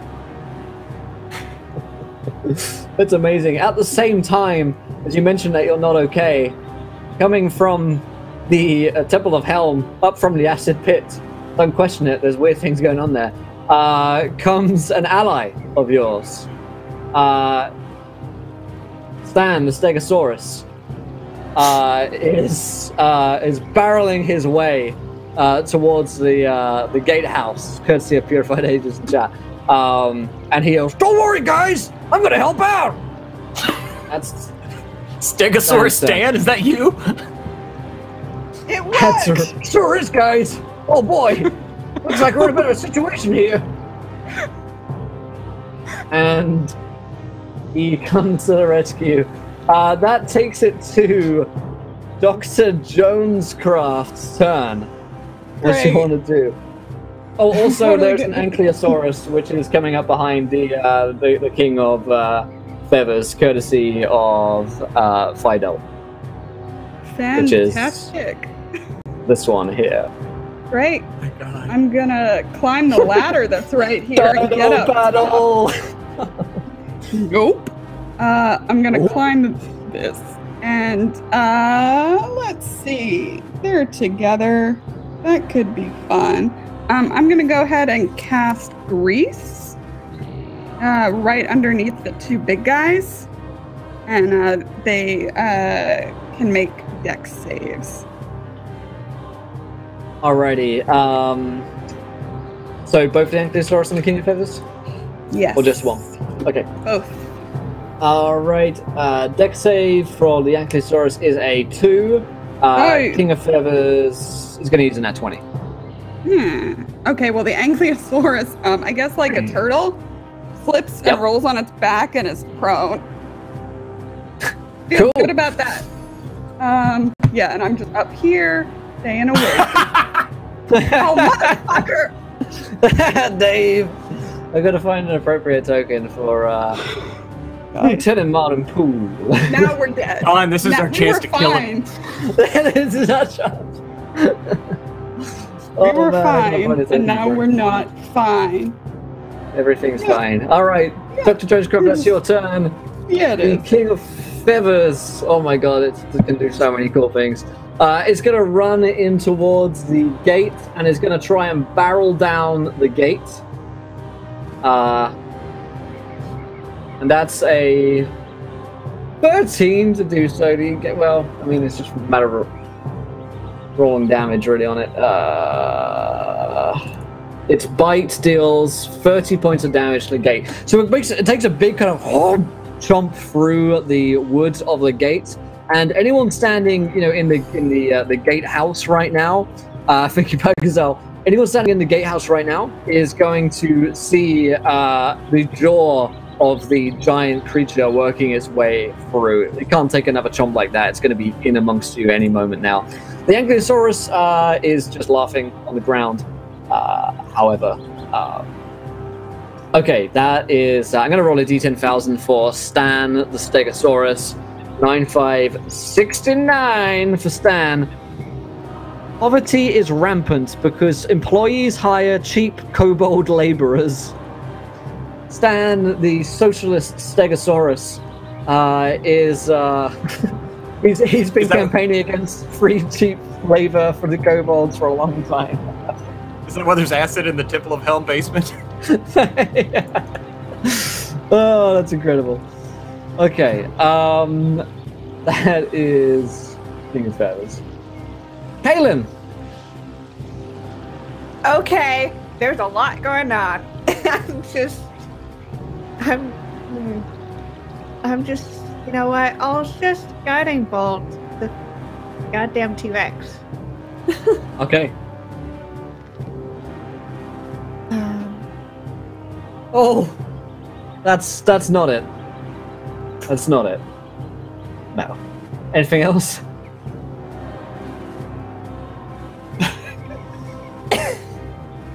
No? All right. Does the Ankylosaurus get a save at the end of each of its turns, Lauren? What it does, if it starts its turn there, it has to make another dex save or stay prone. Okay. Yeah. It remains prone.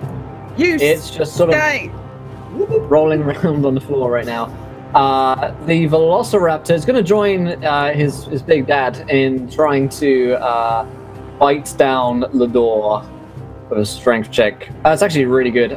Despite being a weak creature, the Velociraptor bursts through the gate. Oh my god, so many tokens. That's the one I want. No! Towards Odette, and Odette is going to attack you. So you're the nearest one it sees for a 11 to hit and a 10 to hit. No. That's not going to do it. All right, that is guy's turn. Oops, takes it to Odette. It's your turn. You got a Velociraptor in your face. Great. My favorite. Okay. Yeah. All I really got now is some daggers and a rapier. And that's it. So I guess that's what we're gonna do. I'm coming in. There's also, thanks to Bakazal, another Terrafolk flying in towards you guys to attack. I got an 11. An 11? That might actually hit. Let me double check. No. Everything you're looking at here is everything is basically a 13 in this whole fight. It's just that you guys have keep that in mind next time when I decide what my role is going to be. Cool. That is Odette's turn. Princess Turog, it's yours. All right.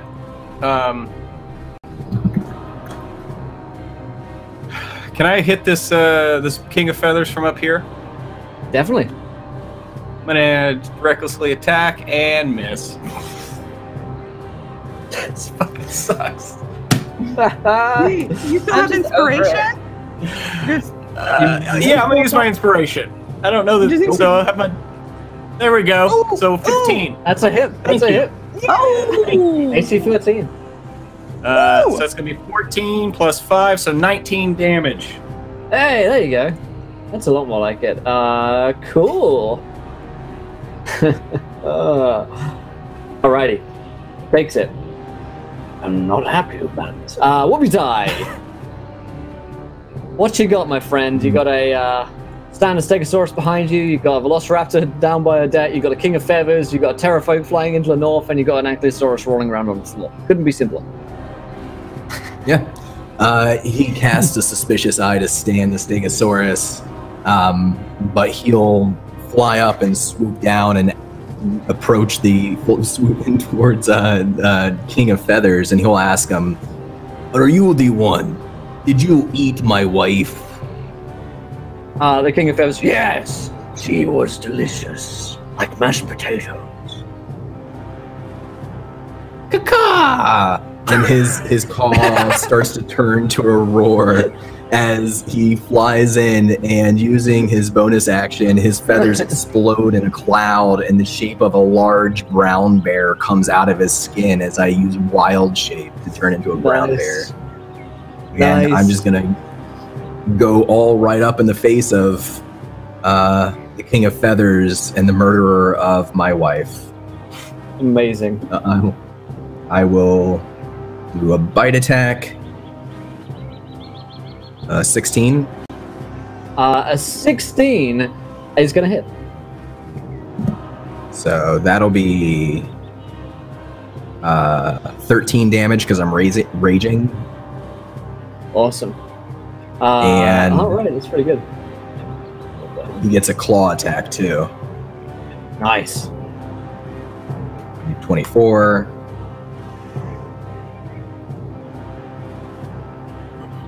So 14 more. Awesome. Damn. That's awesome. That really hurts him. Not enough to bloody him, but certainly enough to make him stop what he was doing. I'm putting the token of Lieutenant Martin Paul onto the map now for those in chat, which is the token of Rhapsody from 2 of Annihilation for anyone tracking. Alright, that is excellent turn from Whoopie.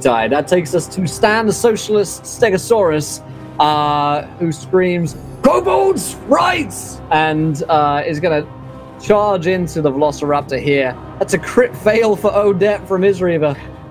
The punish. She doesn't even need it. She's rolling under the 13 at the moment, but Meatrginder doesn't care. He's a madman. He's on the loose. All right, Stan is going to come in and do his thing. I have so many tabs. Stan, the Stegosaurus, is going to hit on a 14 against the Velociraptor and murders it. He just clubs it with his tail, kind of swinging around, and the Velociraptor goes flying. And that is his turn. Okay. Alrighty. That takes us to the top of the turn, Dr. Jonescroft. Great. Cool. I point out Stan the Stegosaurus to my good buddy Bobutai. See? No, just deal with your trauma. And I'm going to I'm going to just like cast mirror image on myself. And that's what I do. This looks bad. I'm a coward. Standard character. Don likes it. Alrighty. That is... It's like the doctor's projecting. King of Feathers takes his turn. And... I have a lost Odette's token somewhere in there. Oh, there it is. He's gonna bite in at Odette. One of his tail. One of its bite. Okay, Odette, a 17 to hit. You will be my next potato. For 29 points of damage. Okay. Well, then, I'm down. No! Its tail attack against you hits for 22 points, which is 2 automatic death saving fails, which means that on your turn you get to roll to see if you live or die. And I can roll on that one that I just got. Yeah. Well, we'll see. Sweet. That's a good idea. Kaylin, as you watch as your friend is eaten by the King of Feathers, what would you like to do? I'm going to point my glaive at it. And shining with Divine Radiance, I'm going to cast Blindness Deafness. Cool. So that is a... Is it a con? Is it a con save? Hold on. Pretty sure. Come on, roll try. Yeah, I think it's con. Hold on. Yep. Okay, just one save for both of them, or is it 2 saves for blindness and deafness? Well, you pick. It was just kind of a combo. Oh, so yeah. No, you pick if you want blindness or I'm going for deafness. blinded. Okay, I'm going to drop a nat 20 to save. God fucking. My eyes are excellent. Alright, I'm gonna swoop into there. Check up recently. I'm gonna use my Blood Priest and use my glaive to try to hit it. Alrighty. How about a nat 1? Your last one. Okay. Hey. Last one. Going through. Alrighty. Ankylosaurus, he's going to roll a dex save to see if he can try and get up. He cannot. He's rolling on the floor eternally. I want to add in... I helped! You totally did. The Terrafolk's going to swoop on in to fight Sister Turog. That's a 13 to hit and a 18 to hit. 18 hits. 18 is for 6 points of damage. Velociraptor is dead. Which takes us to Odette, your turn. I'm gonna let you roll it. Because last time you rolled a nat 20. Oh, really? So, death saving throw. DC is 15. 15! There you go. The death saves are clutch from Odette. Yep, that is 2 fails, 1 success. Princess Turog, there's a Terrafolk on your face as well as a giant T-Rex. Okay, this Terrafolk, no. Bye. So it's going to be a 22 to hit. That's his. And why didn't you roll on that? Oh. There we go. So that's going to be 14 plus a further 5, 19 damage. Should just swing the axe around in a 360. Huh? Yep, it dies as you 360 it. Just into feathers and membrane. And then she will scream at this fucker that just bit her sister. Damn it. Okay, that is your turn. Wabitai. What you got, sister?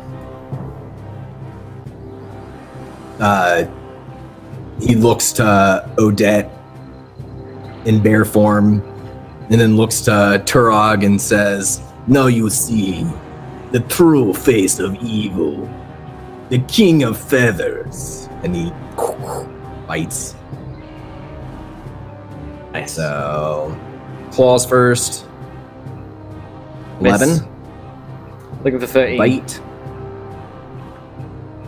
Yeah. That will do it. And his bite will do 10 damage. Awesome. Extra 10 points of damage to the King of Feathers. Anything else you got done? No, he's just staying right up. And if he can, he's trying to, like, if the dinosaur's thinking about charging, he'll, like, bear waddle over and try to stop him. Alrighty. Stan the Socialist Stegosaurus comes in. Oh boy, guys, this isn't looking so good. He's going to attack with his tail. He's got range, so he can actually get through the gap to attack the King of Feathers. It's a hit for 27 points of damage from Stan, who is a big, very big boy. I need to add one more person to the turn order, so I do in just a second here. Okay, Dr. Jonescroft, it is round 10. There's a rolling dinosaur on the floor. Stan the Stegosaurus is helping out. What you got? Super cool. Love it. Let's see. If I can, I'm going to go across to the other tower. Just like, oh, excuse me, pardon me. Sorry. Seeing the Ankylosaurus there. Yeah. So, I believe if they're prone, they have disadvantage on dex saves. That sounds like a thing. That sounds correct, yeah. Thing. Great. So, in a cone, I think, yeah, if I'm here, I'm gonna do burning hands on. Oh, I don't know if that's an ally or what, but just to finally get a shot. Yeah, so it's a cone that I believe will catch those two over there. So, cool. Yeah, I'm gonna do that. Do so it. That's yeah. So they have to make a dex save. Okie dokie. Yes. Dex saves. Oh boy. Why don't you give me this? There we go. So the one that's... Mr. Poole gets a 10, and the Ankylosaurus with disadvantage on this rolled a natural 1. Yay! I'm gonna do some damage. That's exciting. Do it. 1. Oh, it's 3d6. Hold on. 5, 1, and 5. So 11 points of damage to those two. And I mean, Sweet. the Ankylosaurus is in Greece. I don't know, like, does that help? Does the Greece Gave him disadvantage on the roll, so it looks yeah, like it no, did. it's super help. I love it. Good. Now he's rolling in fire grease. It's good. Fiery grease. Yeah. start climbing back down the ladder with the last 5 feet of movement. It's like a horrible accident taking place at the back of a McDonald's for that guy. Okay. So our King of Feathers has a cool thing. He can Misty Step. He Misty Steps behind Kaylin. Yeah, he actually does. The King of Feathers is super fucking dope. He can Misty Step at will. I'm not just making this up. Honest. So let's see. He's going to attack you, Kaylin. For an 18 to hit. Yep. And a tail attack is a 18 to hit. He deals 28, followed by 15, for a total of 43 points of piercing and bludgeoning damage towards you. Okay, well, I'm down. That was real close to just straight up dying, but I'm down. Cool, cool. All right, that is you down, and that's his turn. Kaylin, roll me a death saving throw. Death saves, death saves, death saves. They're always fun. DC 15.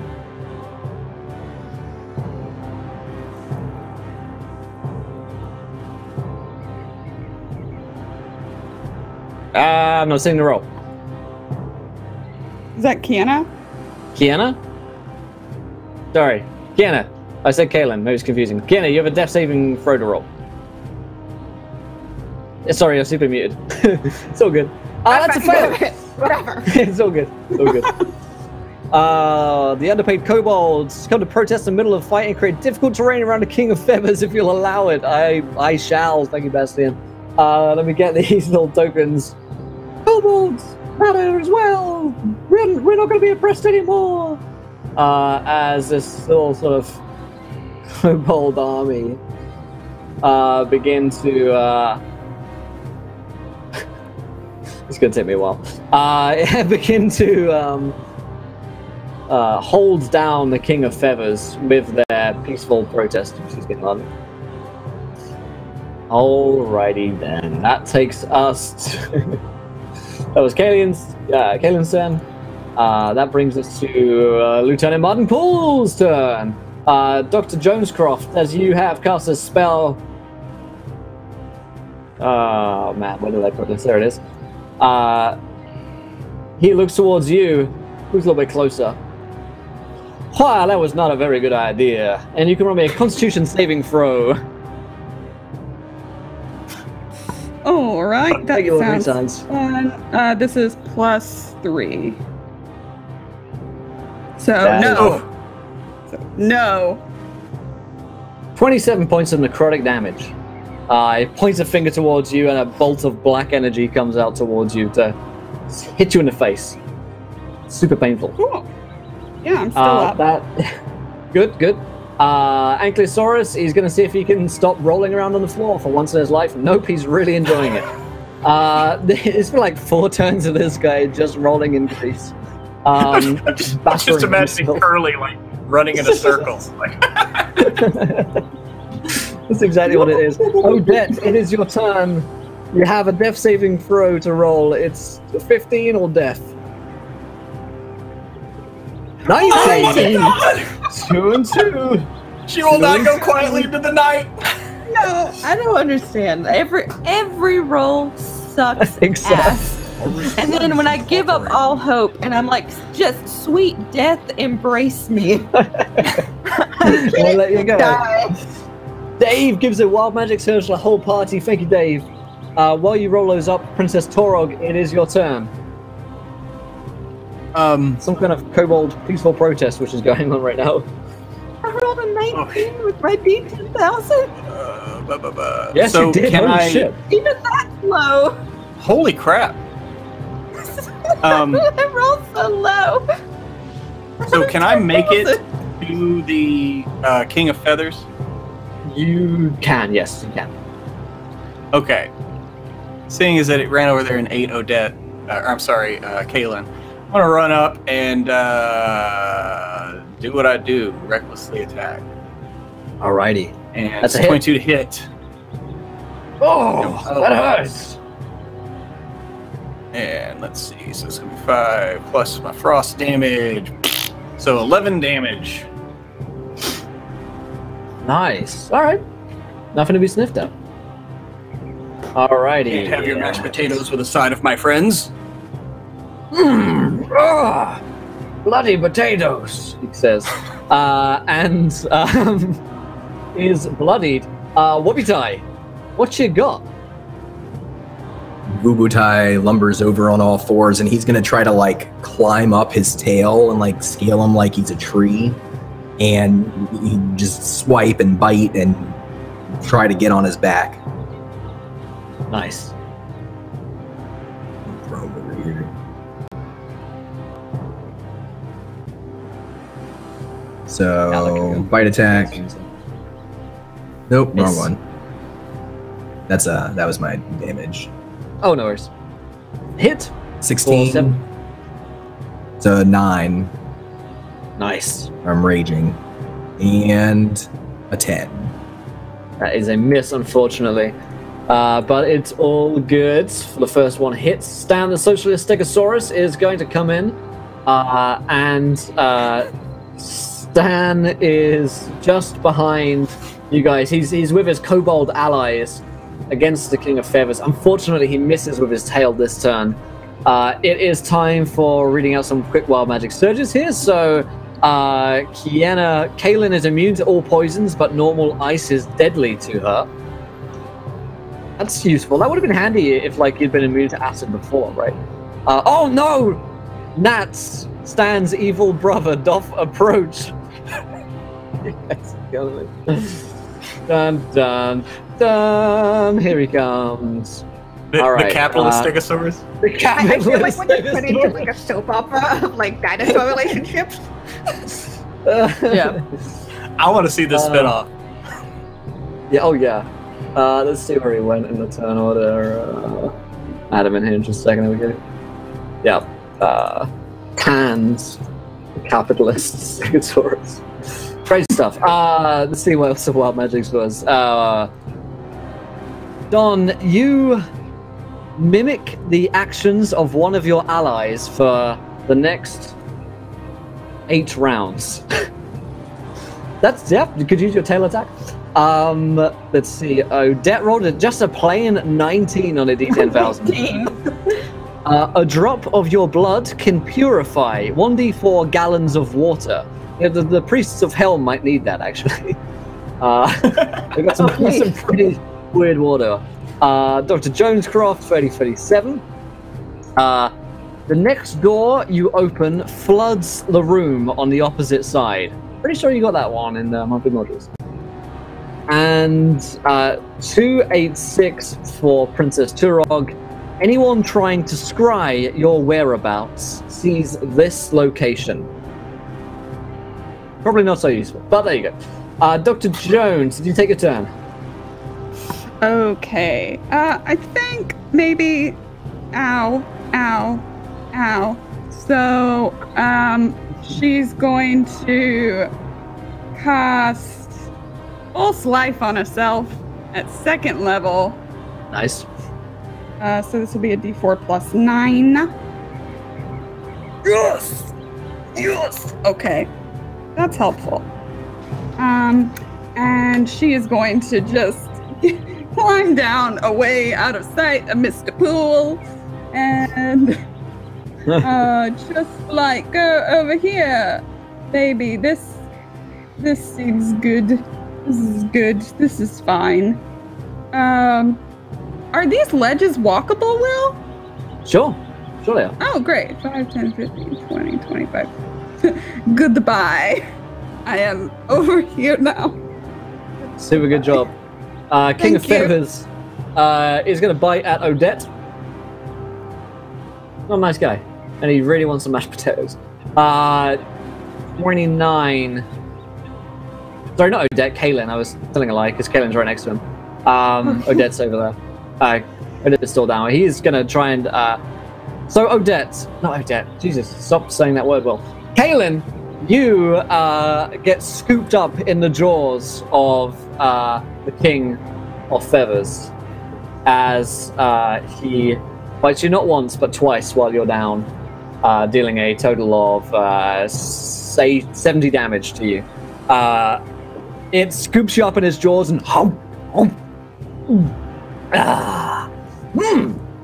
very nice. Kaylin, well played, but you are dead. Yep, I am so very dead. God damn it, fantasy grounds.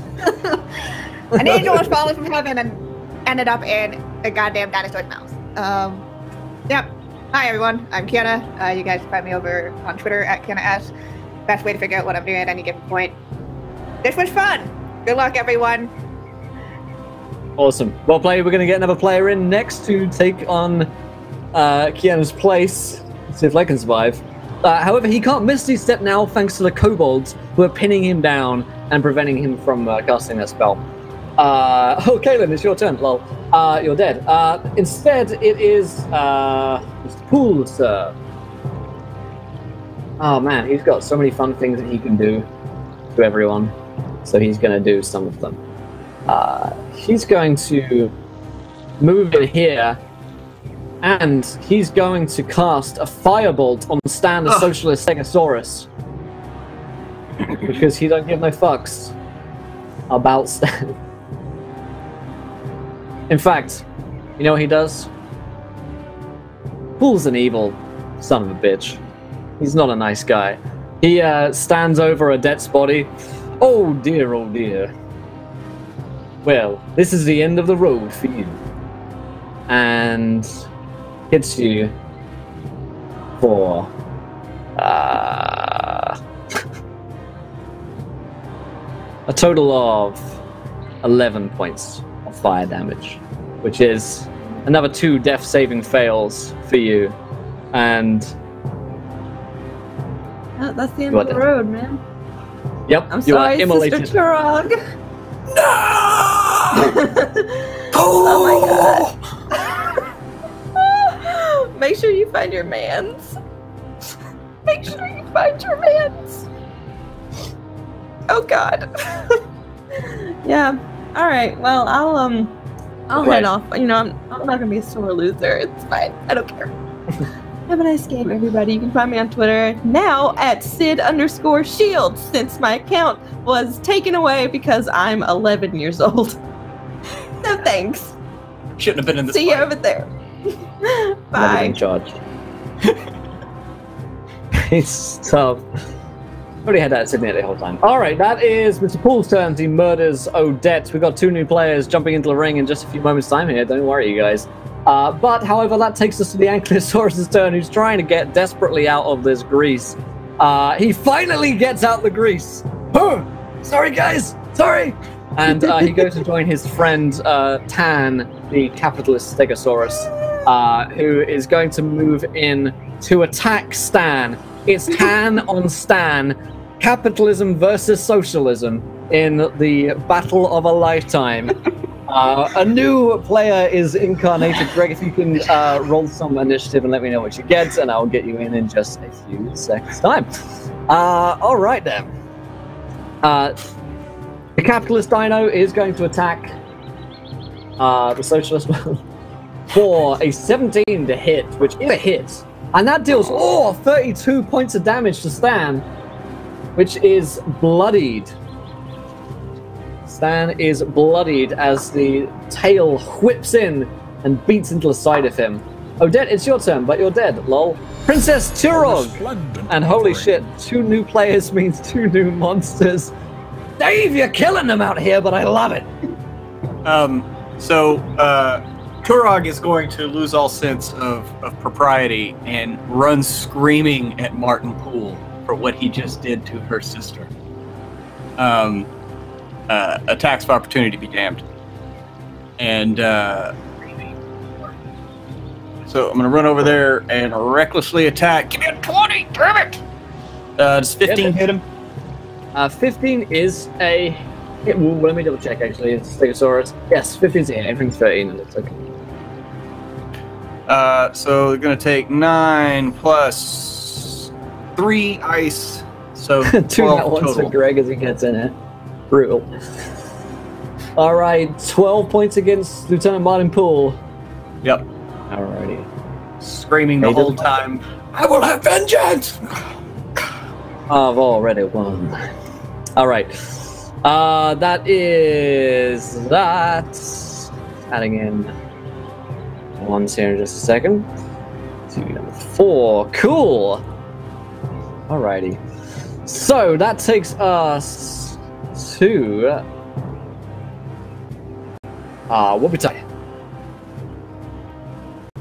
Wubutai sees Turog run off and scream for vengeance, and he thinks to himself, because of his wild magic surge, oh yeah, this guy's got style. He knows how to get vengeance.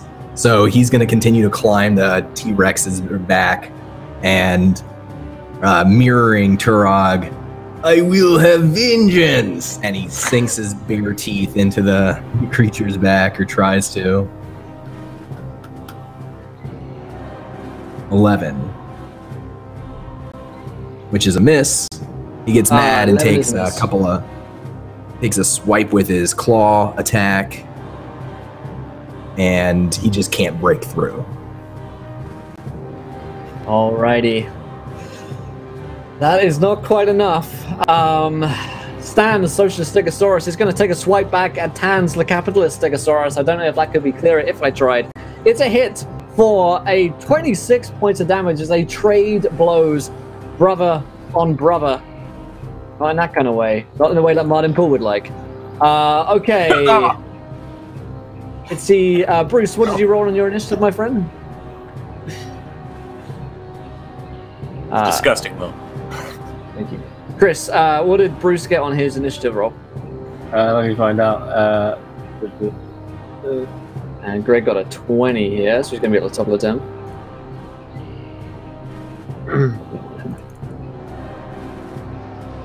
All good, right. We're going to go to the top of the round, which is Greg. Greg, tell us who you're going to be playing.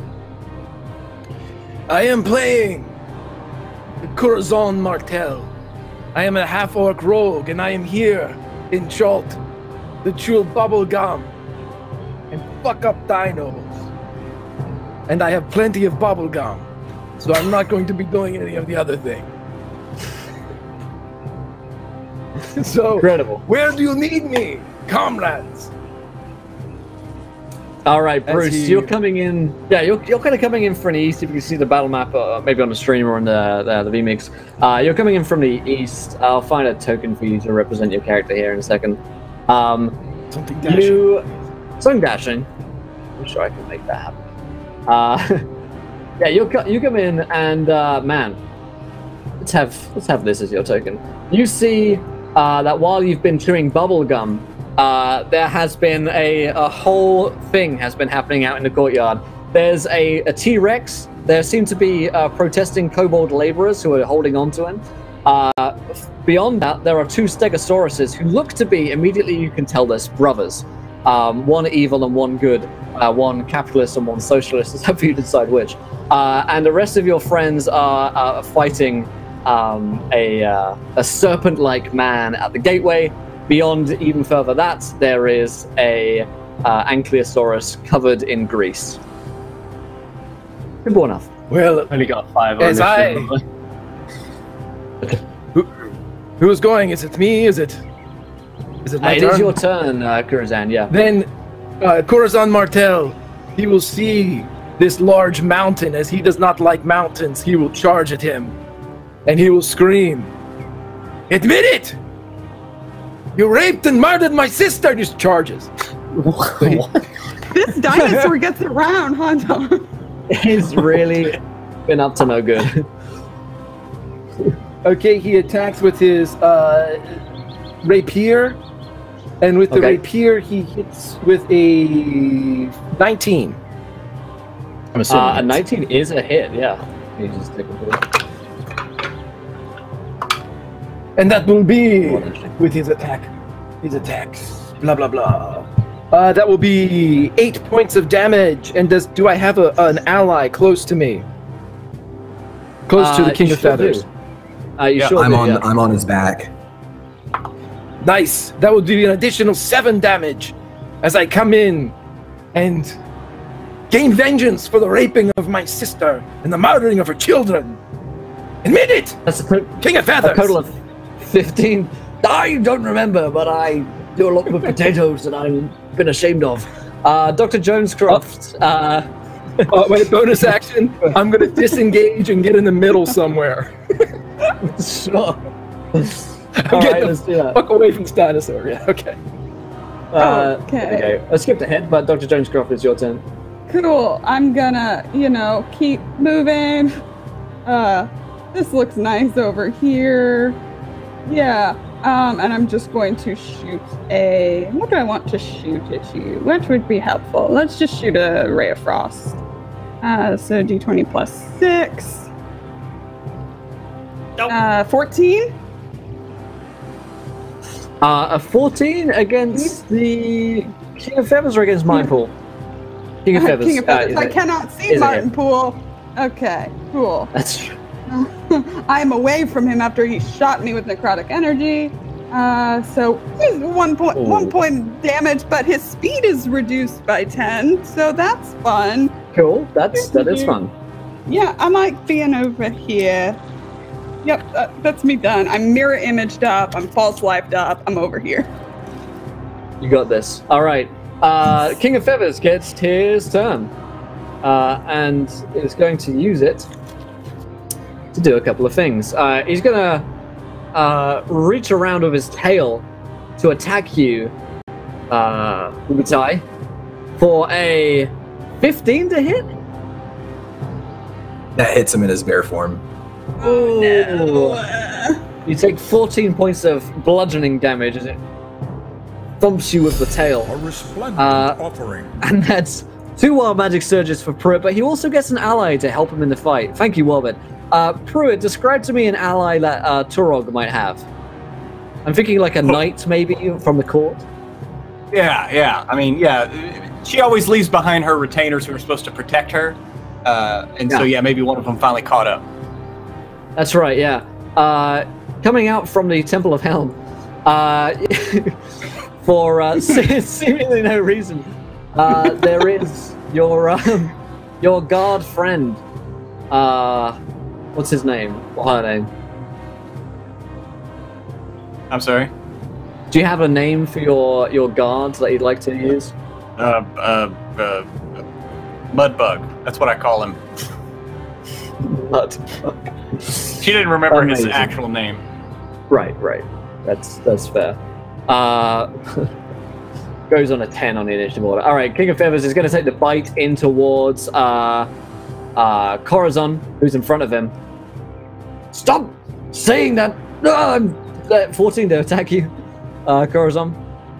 Against your AC. Yes, it will hit me because I am flashy and not strong. Well, then take this. Ha! 27 points of damage against Corazon. Ooh. Goodbye, everybody. It was fun. No. Is he down? Remember me as I was. Breathe. Is he down already? He's fucking out. I mean, didn't even get to meet him. How many HP did he have? 21. Nice. It's a third level, right? Yep. All right, so he's down. That's good. Not dead yet. Not out of the fight. He could yet be healed. You never do know. Yeah, I didn't bring healing. All the healers are dead. All the healers died. All Great, right, I'll hang out and make death saves. Yeah, that's it. Okay, let's see. That is a brief but glorious moment. Mr. Poole gets his turn. He's in front of Turog and is going to attack him with his flaming longsword, which is a 18 to hit you, Turog. That's a hit. Okay. So many things you can do. Is 10 points of well, I guess that is 3 points of slashing and 6 of fire damage. I'm a totem barbarian. Nice. As the kind of flame blade strikes out from Mr. Poole. Oh dear. Ankylosaurus has finally gotten his act together, having spent about 5 rounds lubing itself up. and is going to run into the fight in order to attack Stan, the socialist Stegosaurus. Stegosaurus, rather. It's a hit against Stan, and Stan takes 19 points of damage and is deeply wounded by the bite and claw of the Ankylosaurus. Now, Tans, the capitalist Stegosaurus, fights again, trying to murder his twin brother, but Dat cannot get a hit in. Alright. The list of NPCs is crazy. Mudbug, your friend and retainer. Sorry, my lady, I was busy in the Temple of Helm, don't ask why. And is going to attack He started with a that spear. cult. You can see he's got like symbols all over him, and yeah, not a cult. And he like looks at Lieutenant Martin Poole. He's the leader. An 8 is a miss, unfortunately. It takes it to Princess Turog. Your turn. All right. Well, she's gonna keep screaming. Bonus action to continue the rage, and attacking Martin Poole. Does 15 hit Poole? 15 does hit Poole, and 5 nat 20s for Pruitt from Wobbit coming in clutch there. Wow. Holy shit. So that's 15 more damage to Martin Poole. All right. He'll take it. Inconsequential, he says. Bruce Lupine, who are you, and what are you doing here? Bruce Lupine is an expert survivalist and conservationist. And he's here to save the day. Where are these dinos that got loose? Yeah. Wild magic for Greg as well. You see before you, as I put you on the map here, you're coming in from the east as well, from the Temple of Helm. You just spent a really nice afternoon there with a guards friend of yours named the Mudbug, and you see a T-Rex looming in the distance. Where is he? Holy smokes, that's a steamer. Right. Gotta surround this guy. Okay, hold on. I'm gonna cast Enlarge on myself. Oh, nice, cool. So I twice the size of myself, and I'm also going to spend a sorcery point to extend that for like 2 minutes long. Cool. Cool. I'm right. Got to get up close to this thing. Oh, see its jaws. He gets a hold of my calf muscles, and he locks in. I'm going to bleed out and die. So, I'm going to approach this carefully. I'm going to try and I'm going to get close to it, basically. That'll be my action for the turn. Amazing. All right, you grow. Just steadily walk towards it. It's just getting bigger and bigger. Non-threatening. Okay, that's good. Ubatai, that's your turn, my friend. So he's on the back of this T-Rex being bucked over and over, and he's trying to claw his way up further and sink his teeth in and pull himself up. His bare fur starting to fall out like his feathers fell out before, but he's going to once again double attack, and he'll start with the bite. 13. A 13 is a hit on the King of Feathers. So that'll be 12 damage. Nice. And then his claw attack. That's a 13. For 8 damage. Hey guys. All right, the King of Feathers looks grievously wounded. Oh, this really hurts. As you claw into its back. But I will make you feel what my wife and my eggs felt. Eat it. they were delicious. I'm sorry. I need protein. I'm on a low-carb diet. No, I'm kidding. I just love mashed potatoes. 2 more nat 1s for Pruitt from Dave. The savagery of this chat. We're going to start getting through some of these, my friends. Alrighty, Stan the Socialist Stegosaurus. I'm going to spend one of my nat 20s for Stan. And he is going to use a nat 20 to attack his brother Tans. And he is going to deal another 6 dice until that. A total of 46 points of damage upon his brother, which is not quite enough to kill him, but is enough to have him near death. As Stan clubs him with the back of his tail. Okay. Let's read out these wild magic surges. Pruitt, if you are wearing a magic ring, you weep tears of honey. You are now wearing a magic ring, and you weep tears of honey. What's the magic ring? I'll go now in a second. Or find me like find me a ring that you're wearing. It's for like your hand in marriage, and is deeply important to the kingdom, I'm sure. And of course, if you're wearing a magic ring, your hands switch wrists. So you've got like a rock smasher. You've got like a rock smasher kind of thing going on, yeah.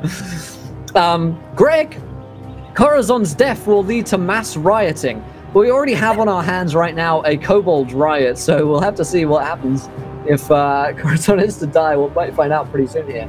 And it is his turn. Corazon, what you got? Well, I would like to say that as a half-orc, I actually had something called Relentless Endurance that makes me go to 0 and then back to 1. So I am here with 1 hit point, and I'm feeling fucking fabulous. So I will, what's in front of me? What hit me? What did this to me? What made me die? It was a gigantic Tyrannosaurus with feathers on his back. Okay, so it was the King of Feathers. The King of Feathers himself, yeah. I am going to attack the king again. I'm sure that is not going to be a hit, but I am going to take time to announce it anyway. 13. 13 is a hit. 6 plus 2, 8 points, and then I have a friend on its back, and another 4. 12 points of damage. Nice. He takes it, and then takes it. I am going to use a bonus action to disengage and run as far as I fucking can. If there is a hole, I dive in it. If there is a well, I take my chances. That's it. You run back to the Temple of Helm, where you see some of your other companions seem to be doing all right at. Okay, that is Corazon's turn. Dr. Jonescroft. Yeah. Dr. Jonescroft, Okay. where'd you go? I'm going to shoot at the big guy, and then I'm going to run, as I am wont to do. That's what's happening. Alright. No, I miss it, and then I run away. There is no escape. The King of Feathers sees the fleeing form of Dr. Jonescroft and is going to try and strength out of this kobold press. I did that. I didn't even mean to. It's just that's how funny I am. Is going to misty step as he can on top of this roof over towards you as a kobold just said flying, and he is going to bite at you, Dr. Jonescroft, for a 15 to hit. Well, I'd roll mirror. I have mirror image up, but it actually doesn't hit me anyway because I have mage armor, so he didn't hit me anyway. Cool. Okay. I'll The just tail chill attack here. will swing in on a 26. Okay, gotta roll for some mirror image stuff. Hold your horses. D something or other. Oh, shit. It hits me. but No, I thought it was above an 11. Wait. Oh. Yeah. Oh Yeah. no. Wait. Oh wasn't shit. it? I don't remember. Does it not hit me? It's been way too long. I don't. Oh, Let's you're look right. at mirror image. Yeah. Where is it? Either way. I'm pretty sure if you roll above an 11, it hits you. Must roll a 6 or higher, so no. Oh no! I'm sorry. Yeah. Sorry. But Dr. Jonescroft has 1 hit point left from false life. There you go. There you go. Silver. And I still have mirror image up then. Yep, you still do that. Okay, you're on. Boom. Blood. Excellent. That is Mr. Pool's turn. He's going to continue to assault Stan, Stegosaurus. And he's going to cast a magic missile on Stan. 4. 5, 10, 15 points of damage onto Stan. Stan takes it, and is just about still alive. Stands like, guys! Oh, it really hurts, guys! Oh, man! Oh, this is bad, guys! Come on, we all have to pitch in to keep socialism alive. That is the Ankylosaurus' turn. He's gonna push through to where Wabatai is now kind of like falling in the middle of the air from the Misty Step, and will attack you with its face for a 9, which is gonna miss. However, Tans, the capitalist Stegosaurus, is gonna use my second to last natural 20 to murder Stan, dealing a total of 25 plus 23, 48 points of damage to this socialist Stegosaurus. Stan, guys, I'm sorry, and is destroyed. Stan lies dead upon the floor, capitalism having won its most recent battle. Mudbug, enraged by this, is going to run in to attack the capitalist dinosaur. He's really shit. He's really, really shit. That's why I left it. Princess Turog. Nat 20 on pool. Nat 20 on pool, I love it. So, that's 11. And here's the extra one, 12. And then I'm a half orc. So 3. And then I have my frost damage. Do well. Yes! Oh my god! So 28, 31, 41 damage as I bring my axe down on Martin Poole. Oh my lord, that is a punishing near mortal blow on Mr. Poole. As he is stricken by Turog's blade. That takes us to Bruce, Mighty Bruce. What is it that you would like to do, my friend? So Bruce is like the size of the dinosaur now. Right? You're right. And the T-Rex is clearly like going on a rampage, killing everyone, so... Yes. Right. We need to subdue this beast. It's clearly getting agitated. And what you guys are doing are just pissing it off. They're a professional in there. Right. A little coloration on this one. I'm gonna try and grapple him down. So I'm gonna roll my athletics, I suppose. All right. You've got one like this back at your park that you've got your conservation effort that you deal with this all the time, mate. Do you have advantage because you're enlarged? Just gotta wrestle it. Being enlarged probably just enables me to grapple it in the first place, but we'll see what we get. Oh god! I guess it's imposed, so it is. I'll just roll his strength, which is a nat 20. I'll double check if enlarged does give me advantage. That'd be great if it did. But... It might give you advantage against creatures that aren't large. It just has advantage on strength checks and strength saves. Cool. Strength check. Then is it a strength check? Base check? I'll allow it. Oh. Roll a 20, Chris. Roll a nat 20. Try and Chris, get more roll than 20. My inner 20. 27 on it. Oh, It's close. 23. It's close. Right. Get it in a headlock. Shit. You want to avoid that gnashing teeth. You try and get Lanash's away into a headlock, but not quite. That takes us to Don. Sorry, what's that? Beat? Oh, crap, man. He rolled a natural 20. Yeah, he rolled a 27. Yeah. This is a great demonstration of just how dangerous they can be. Don't do what I'm doing.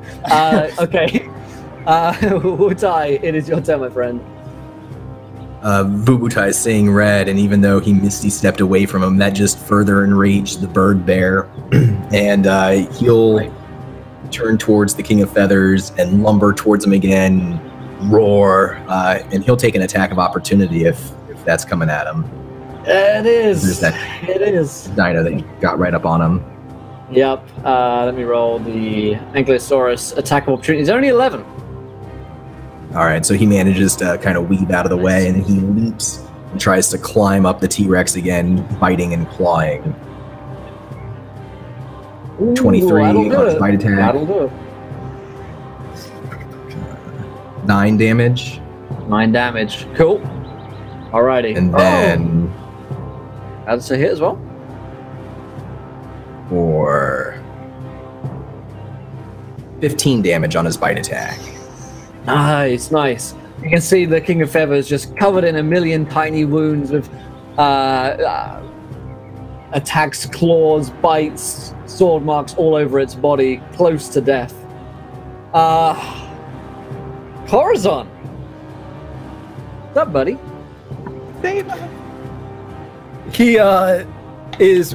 He looks like a punch-drunk, fallen boxer as he's just weaving his once brilliantly displayed chest, probably several broken ribs from the attack of the T-Rex, as he weaves and looks around, but he gathers himself enough, as I Peter Brady, he gathers himself enough to make one final attack as he sees this creature climbing the back of the T-Rex, and he decides that he will engage in twin vengeance. Huzzah. That is going to be 16 to hit. Which will be 16 is gonna do it. 9 plus 11 is 20 hit points of damage as Corazon drives his rapier home, and he says, "You raped my sister. You murdered her children. Admit it. And you ate his eggs. I don't know what that means, but say it." As he is trying to remain upright. What is super cool is that our friend, the King of Feathers, is just on 2 hit points remaining. Awesome. Corazon, that is your turn. Oh, I forgot to do something here. And here. Excellent. So, go ahead. Bonus action, disengage, find another shadow, hide in it. Cool. Maybe over by the ladder to the left. Yeah, I'm not jumping in any acid pools. Speaking of which, 2 new monsters for all the 2 new PCs come along as requested by chat, and coming from the Temple of Helm. You're really not sure what they're getting up to in there, but it's not good. You will see 2 giant frogimoths making their way out of the temple. These lumbering beasts from the pit of acid with multiple eyes and multiple mouths. These large looming tongues flicking their way out towards you guys. It's all good. They look like baby frogimoths, if it's any help. So that is Dr. Jonescroft's turn. Cool.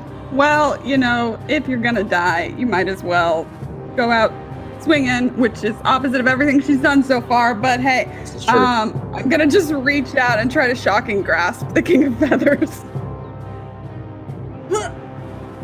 Yes, +6, 19. Okay. I kill him! Yeah! Awesome. Tell us how you kill the King of Feathers. Screaming in terror, just grabbing him, like trying to reach up and like grab his heart and send him into cardiac arrest, and then run away. His heart starts beating way faster than it can, and he collapses over dead with all of the mashed potatoes in his veins. Finally, working their way towards him. I did that for It's a high-protein diet. It's a super high-protein diet that's gotten to him in the end. Keto diet. It's you guys. Damn you, Atkins. Damn good. And the last thing he says is, I admit it. And he's dead. You're welcome. No. His aggression was just a food response. He just wanted mashed potato. The whole time, it was clear. The baby frogimoths move in. One of them's gonna take a lick at Corazon. The other comes down towards our friend Dr. Jonescroft. Big dibs for the 5 months. And that takes us to some attacks. So, Corazon, a 17 to hit you. I'm super down. Doesn't matter what you roll. You can roll damage if you kill me outright. You go down as the creature licks its tongue in towards you. Dr. Jonescroft, and let's see, one pterodactyl comes to kidnap a party member and flies towards the sun. I know who that's going to be. All right, Baby Frog 2 is going to attack you, Dr. Jonescroft. On a natural 1. Which is not going to hit. Alrighty. I'm going to put on map a Terra folk. Yeah, well that well. Alrighty, and I'll put it on the initiative order to see when it acts. That takes us to Lieutenant Martin Poole's turn, who's had enough of Turog now, as he is close to being dead. Turog, roll me a Constitution saving throw. And let's say, I would say that you're going to use your nat 1 on this, but you've got a bunch of nat 20s as well. So let's say that, let's roll a d2. You roll a 1, it's a nat 1. You roll a 2, it's a nat 20.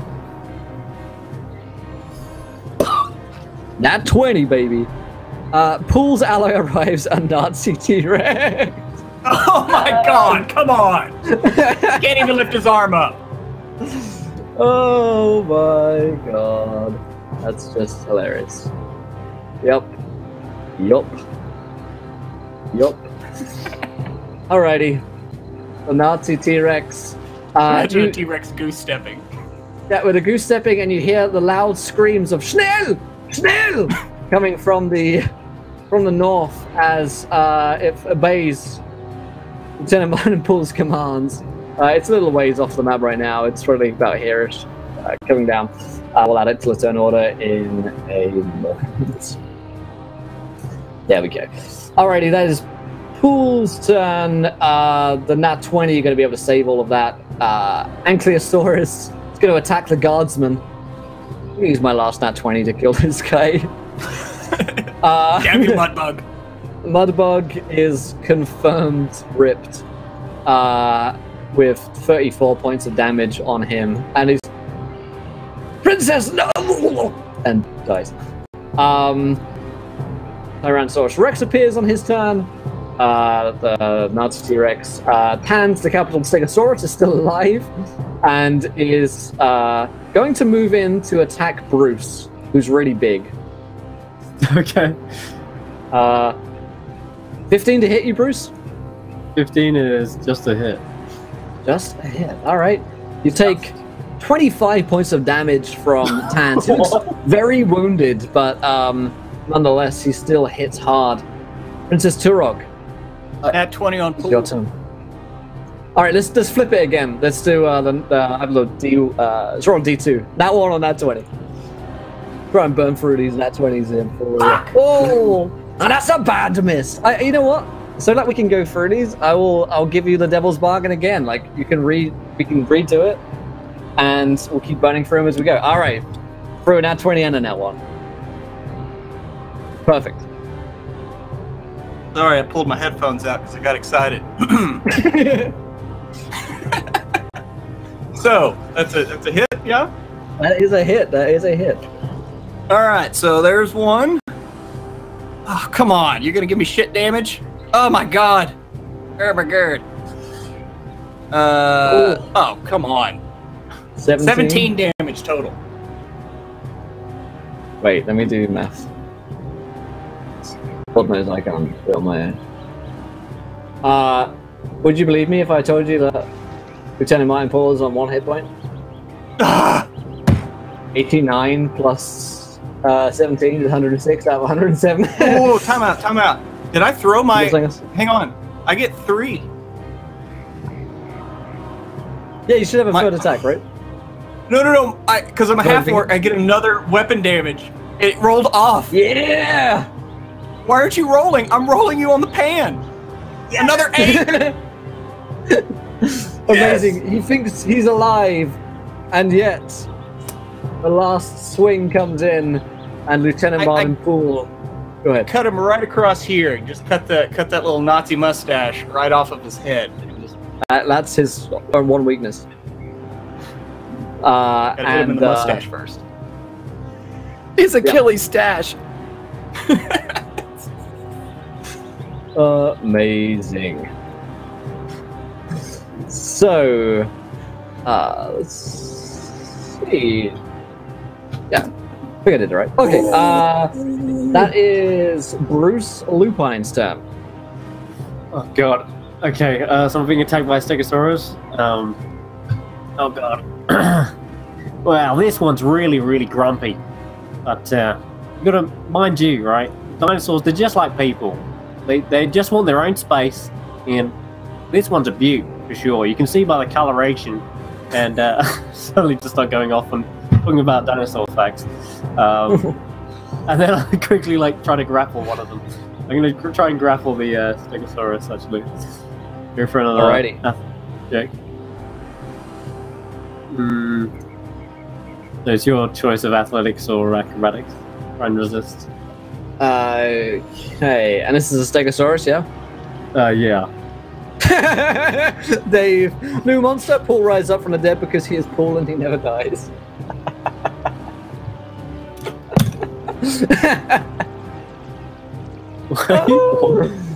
Oh, did you really think it was gonna be that easy, boy? Oh god. Alright, so athletics for the Stegosaurus, I'm sorry, let's roll a strength check here for Steggy. He rolled a 20, dirty 20. Yeah, I'm useless. Yeah, I can't grapple I'm rolling hard. I'm rolling pretty hard. Every bagger. Sure is. Alright. Yeah. Well, what I can try and do is stun it. I'm gonna quicken spell and give it a quick zap with some shocking grasp. Try rolling that. It's a +4 to hit with this, so 19 to hit. 19 to hit is a hit. Awesome. I completely forgot what shocking grasp does. How much damage is it? D8 of lightning. Okay, cool. Yeah. Alright, it takes 3 lightning damage and can't take reaction. Alrighty, and this was against the Stegosaurus or the Stegosaurus? Yeah. Close to death. Close. You know who this It's gotta be. dinosaur is? Yes! It's gotta be. Yes! What?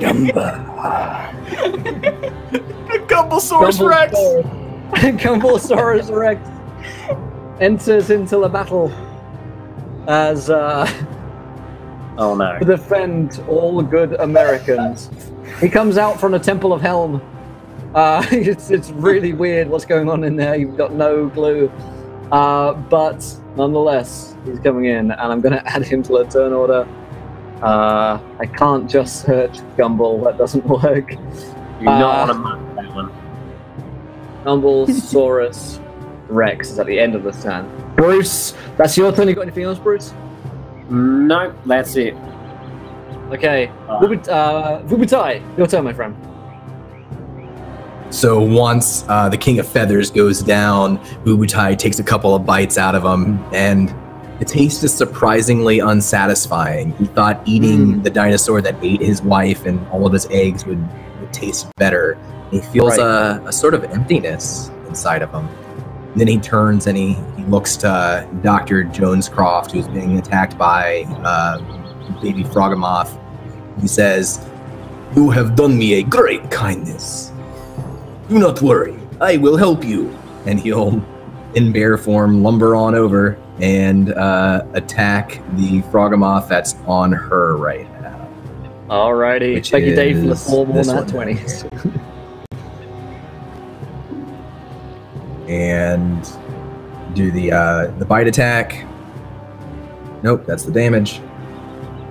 All good. That's a hit. 21. So 13 damage. 13 points of damage. Does a 10 hit? 10 is not enough to hit.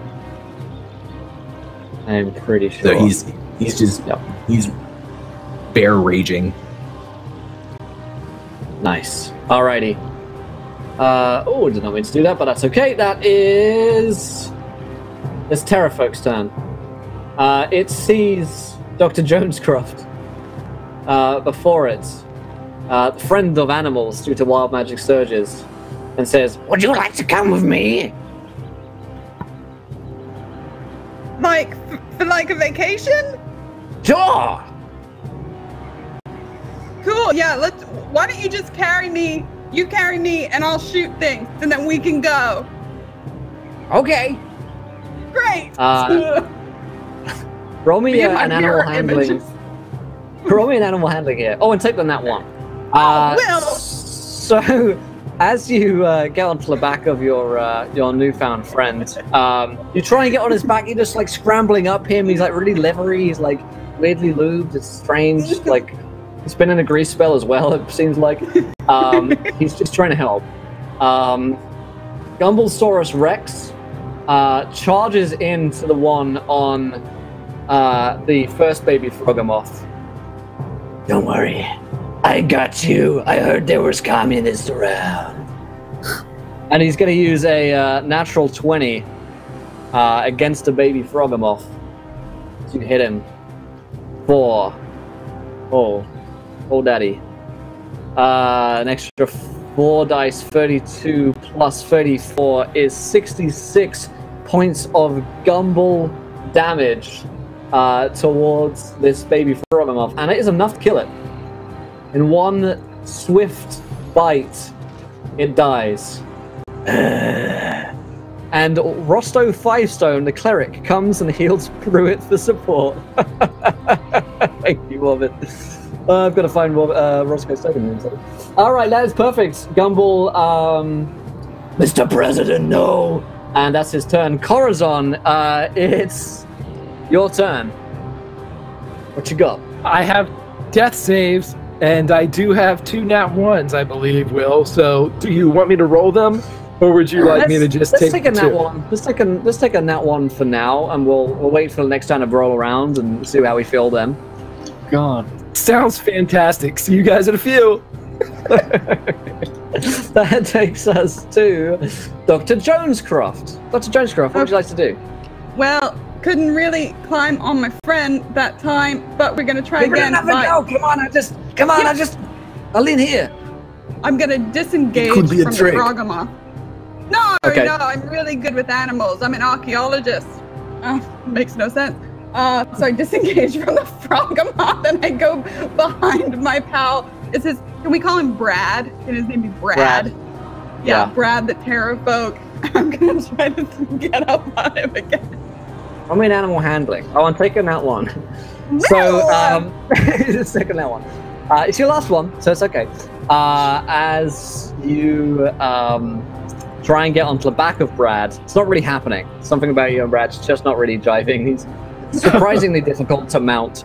That takes it to the baby Froggermoth's turn. He's going to engage with Vubutai and attack for a 28 to hit, my friend.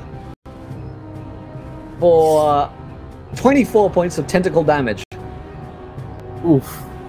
So that bloodies the bear. He looks bloodied. Nice. Alright, that is its turn. The Ankylosaurus is still fighting Turok. In fact, no, the Ankylosaurus is going to go and meet into battle with Gumble. And attack Gumble on a 25 to hit, which does hit Gumble for 18 points of damage. He can take it, though. You watch as the Tyrannosaurus Rex rolls like a droidica just out of the way of the attack, but still manages to get some damage. Then we bring our Nazi T-Rex in, who at this point is down here. He's going to take his action to dash down and get into combat real Schnell-like with Turok. Tans, the capitalist Stegosaurus, is going to attack our friend Bruce. Bruce, Settle down now, sweetheart. Oh, sorry, a 10 to hit against you, Bruce? Settle down, that's not going to hit me. Dead Martin Poole rises back from the dead with his Nazi T-Rex at his side and attacks Turok for a 16 to hit you, Turok. It's going to hit. Okay, which deals 22 points of damage, some of which is fire, but I don't think it matters. Okie dokie. So that takes us to Princess Turog. What you got? Let's play the game again. Let's roll a d2. Oh god. Oh wait, sorry. Well, I guess that could work. I mean that would technically be a 1, wouldn't it? Let's just roll a d2. That's easy. Easier than like thinking. It's just. I mean, if you thought about it, it'd probably make more sense. But there you go. Got a 2. Not 20. Beautiful. Oh my god! Oh my god! All right. Gotta keep my shit together here. Okay. So there's 15. And 11. There it is. So we're to 26. 32. Oh, daddy. 38 damage. Because it bring the axe back down on Mark Poole. Martin Poole. All right, 38 back to Poole. He takes it. We tried that once. You really think it's gonna work? Bruce. Big boy Bruce. What you got? How damaged does this Stegosaurus look? Very damaged. Very. Ooh. Damn it. I don't want to be a beautiful creature down like this. Like 9 HP. Oh, alright. Alright, well then I'll cast Sleep. Alright, you cast that. Sleep again? Yeah, I'll cast that bad boy. There's a bunch of kobolds as well, by the looks of things. Let's have a look here. Sleep. Maybe, I have to roll a certain amount of dice. 5 to 8, okay. Cool. And I'll cast it on, like, is there any other hostile creatures nearby that I could also target? No, unfortunately, but the kobolds will also go to sleep. Oh, they okay, they may have been aggressive. Settle down now, everyone. Settle down, sweetheart. Don't just start snoring. And I'll just, like, get like a sleeper grip on this one. Yeah. Not even concentration, I don't think. No, it's not. Sweet. So I remain enlarged. Awesome. Bubutai. Finish with yourself. Bubutai will once again bear rage and bite and claw the Frogamoth. No. Ooh, that's a bad miss. Bite attack. No. And 13. 13 is a hit. All right. So he'll do 11 damage with his claws. And then I'm going to... So he uses his bonus action. He's kind of bleeding and a lot of his fur's fallen off. Jesus Christ.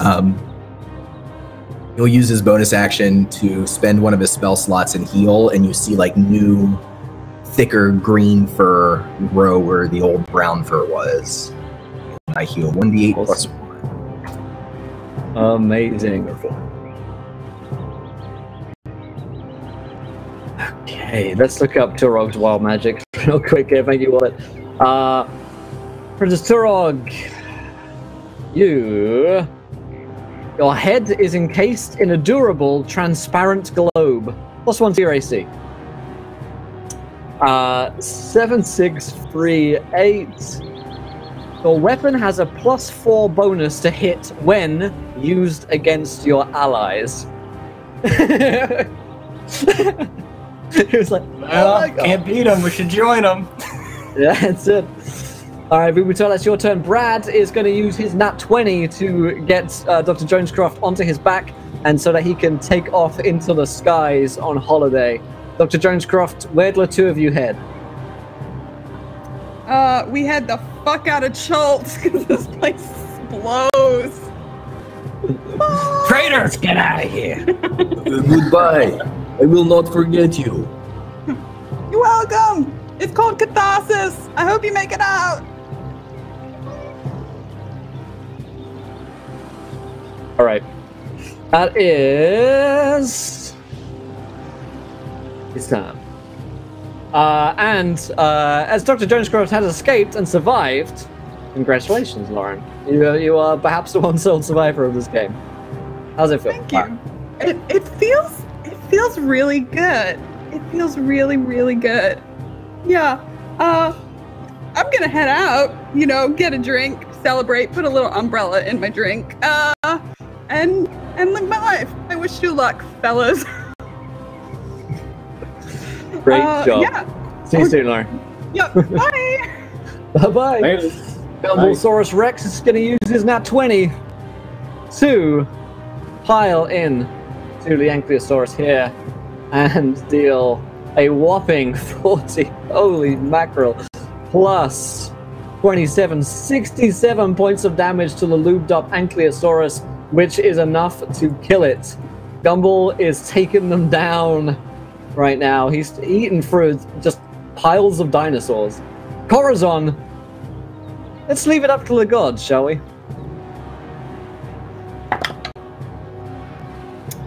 That's a 3. So, well played. Well played, Corazon. And Corazon, how do you die? he whispers through his lips, "This seems pointless." and as he dies, I bid you all fine adieu. Have a great Saturday night, everyone. And I know. That sucks. I'm dead. I got here and now you're dead. No. I'm dead. I know. I can't help it. It was squishy. Everybody have fun. Bye, Drew. All right, Dr. Jonescroft is out of it, so we'll take it out. Omo Crazy, welcome to the battle. Hi. The Warrior Initiative here. Tell us about Guara, real quick. Guara is a turtle druid. She comes walking out of the Cheltian jungles, slightly lost, a little depressed, sees this craziness that might be going on, and gives a loud burp. That's how she introduces herself. Amazing. And if you're there on the map, I'll reshare the city in case you need it. And I do. I'll add you Oh my to God. the initiative in just a minute. It's a wild one. There are the 5. Beautiful. Okay, that takes us to... I'll take Corazon off. There is still a baby Frogamoth, and it's going to attack Vubutai for a 26 to hit. It's done. Oh, yeah. For 26 points of damage on the bear. He's still up. Wow, roll me a Constitution saving throw.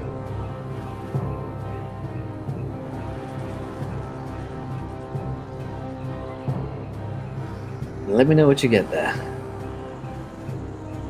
Oh man, DC 17, that's evil.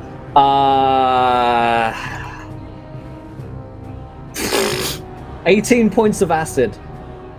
As the same acid which bubbles beneath the Temple of Hell winds its way into your bloodstream. Alrighty. The Nazi Tyrannosaurus Rex is going to have a fun time biting into Turog for a 26 to hit on 34 points of damage, Turog. Take 16. Yep. That drops me. Damn! Alrighty. Well, you still got a fair amount of nat 20s in that one there to play with. Oh, damn it. Oh, wait, no! I'm a fucking half-orc. I'm at 1. Everyone's half-orcs. What the hell? I'm a half-orc. I'm still at 1 hit point.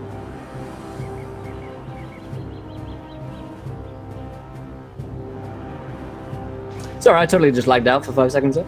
All good though. We are back and there's blood on Brute now. Good. That is a Nazi Tyrannosaurus' turn. Tans, the capitalist Stegosaurus, is dead. So we're going to take him off from there. Dead Martin Pool is going to Flame Tongue Swords Turog for a 14 to hit you.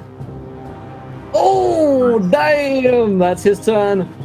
Princess Turog, it's your turn. Now, I know what everybody thinks I should do, but if there's anything that Turog hates worse than Nazis, it's deserters. And so Turog is going to take a javelin off of her back and turn on the good Dr. Jones and use my last nat 20 to throw a javelin at her on the back of the pterodactyl as she tries to make her escape. That's amazing. You actually have 4 of those nat 20s, so don't worry. But that's it's gonna work. I gotta let you use that. I'm not gonna make you roll up between it. Roll the damage against Lauren here. She was on like 1 HP.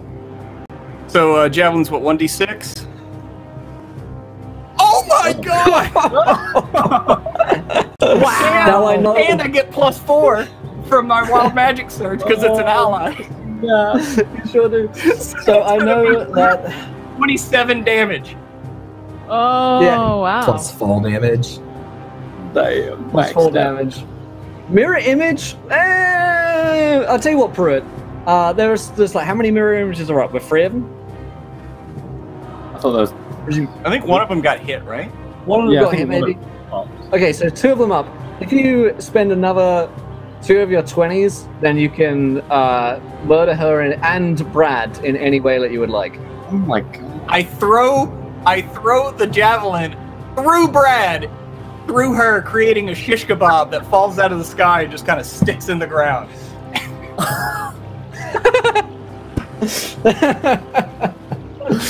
That is beautiful. No one escapes. And no one gets out of this alive. Great. That's great. Alrighty. Let me switch up. Beautiful. Okay. Princess Tora, great job. The Doctor and Brad are dead. And it is Bruce's turn. Right, the rare frog moth. It's clearly agitated. You can see by the rapid tongue movement. Make no doubt about it. It's ready to whack me. And this thing has enough acid to kill a bloke my size 100 times over. So we've got to avoid that at all costs. I'm going to try and go around behind it and grapple it. That's what I do. That's down frog wrestler. Alright, skills. Athletics. Ooh, I'm still enlarged, so roll with advantage. Got strength, which is an 8. Oh! You got it, you got the grapple. There you go. Right, gotcha, you slippery bugger. Now, hold still. I can tell you're grumpy, but I mean you no harm. That'll be my action. My turn. Grappling away. Alright. That is your turn, Brucey. Wara, you just turned up here. What do you want to do? I did. You got like a nasty T-Rex and some kind of snake man in front of you. All right. Well, if there's one thing that Guara hates more than zombies, it's Nazis. Of course. So she has no idea what's going on. She stumbled out of nowhere. She's going to take a long look at this Nazi T-Rex and go, nope. I'm going to cast Moonbeam right on top of this thing. So needs to make a Constitution saving throw. Rolled a natural 20, I'm afraid. Oh, well, you'll still take damage, because Moonbeam goes... So that's usually 2d10, but it'll just be half of this. Well, that sucks. So that's 2. Okay. That is... That's still... It all counts. Yeah, it's 2 radiant damage. The Moonbeam stays. She looks at how little damage that as she's done to this T-Rex and goes, well, that's just been my day. And then T-Rex shrugs, like, kind of sympathetically. If you weren't a Nazi, I'd totally be with you. And she'll... How far away am I from this T-Rex? It looks like 10 feet? Yeah, like 10 feet. Alright. Yes, she's gonna stay there for the moment and just kind of glare at this thing and be like, I hate Nazis. I hate Nazis. And burp.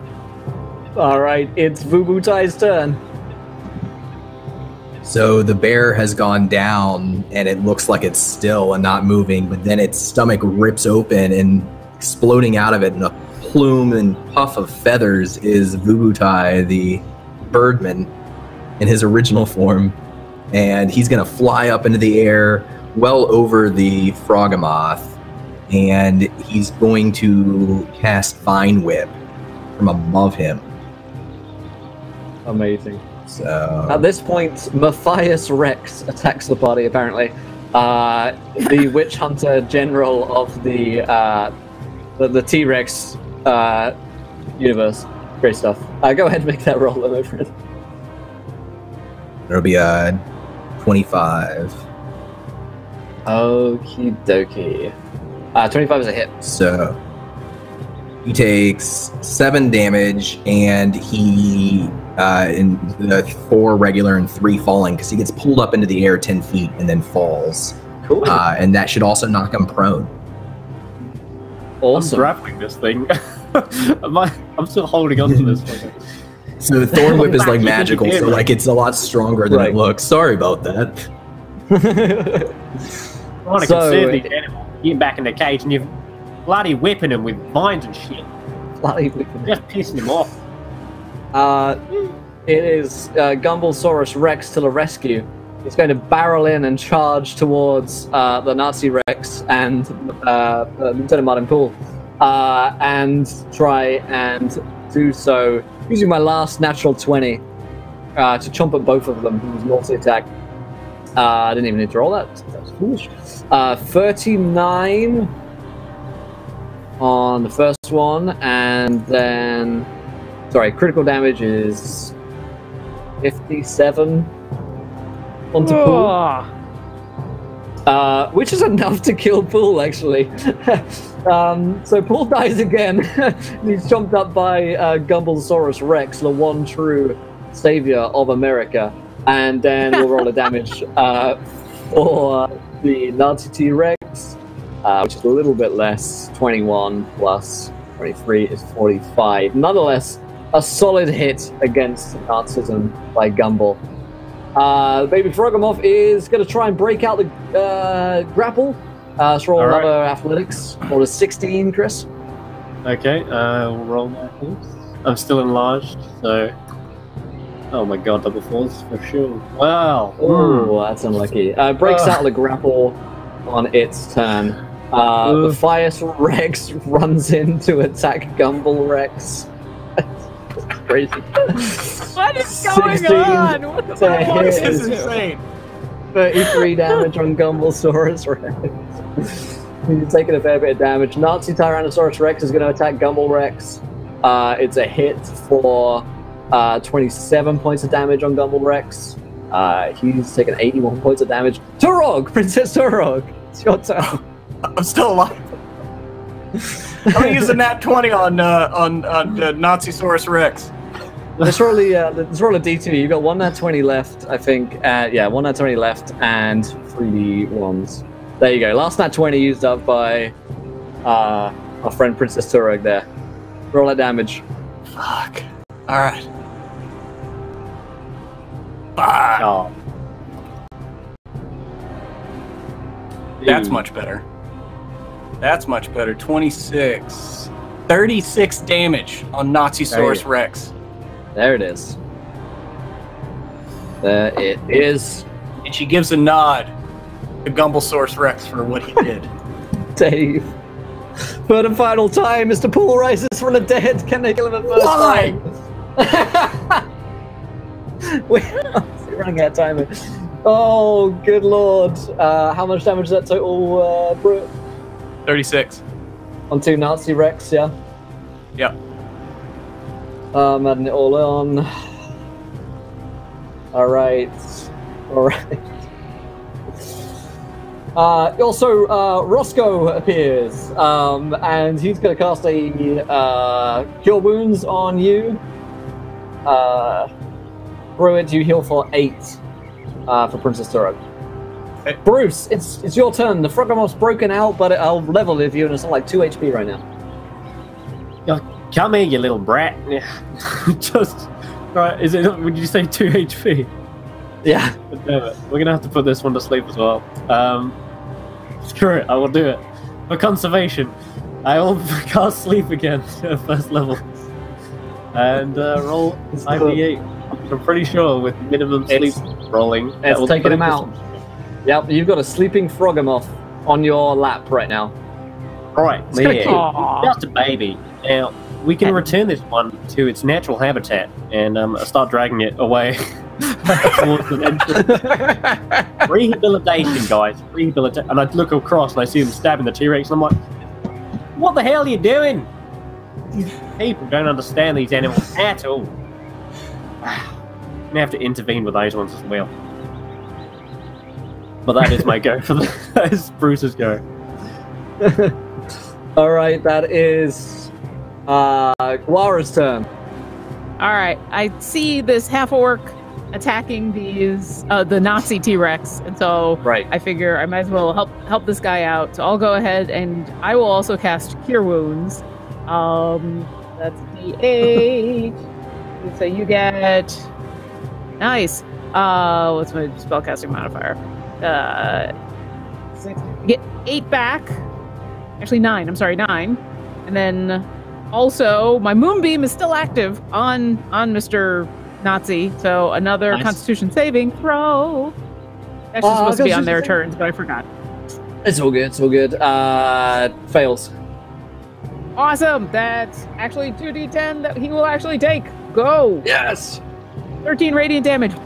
Nazis hate radiant damage. They radiant damage. I actually fart. Laura actually farts when she like rethinks about the moonbeam. She's just like, and radiant damage. It's enough to destroy the Nazi Rex, which is vulnerable to radiant damage. Radiant farts. Yeah. Radiant farts, everybody. It's the way to do things. They really hate it.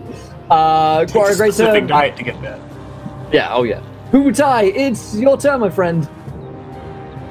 So, looking around from the air, from his bird's eye view, is Martin pull up? What's looking violent right now? What is most looking violent is, well, Pool's back. There's a Matthias Rex. That looks probably the two scariest targets right now. Okay. You'll fly and swoop down towards Martin Pool, who is right outside the gate, right? Yes.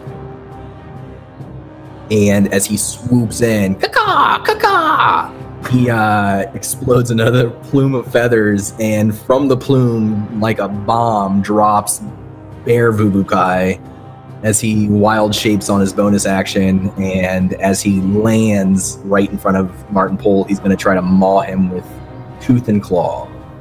Get him. So, bite. 13. 13 is a hit. All right. Anonymous dispensation. 10 damage from the bite. And then claws. Thank you. Oh. Oh my god.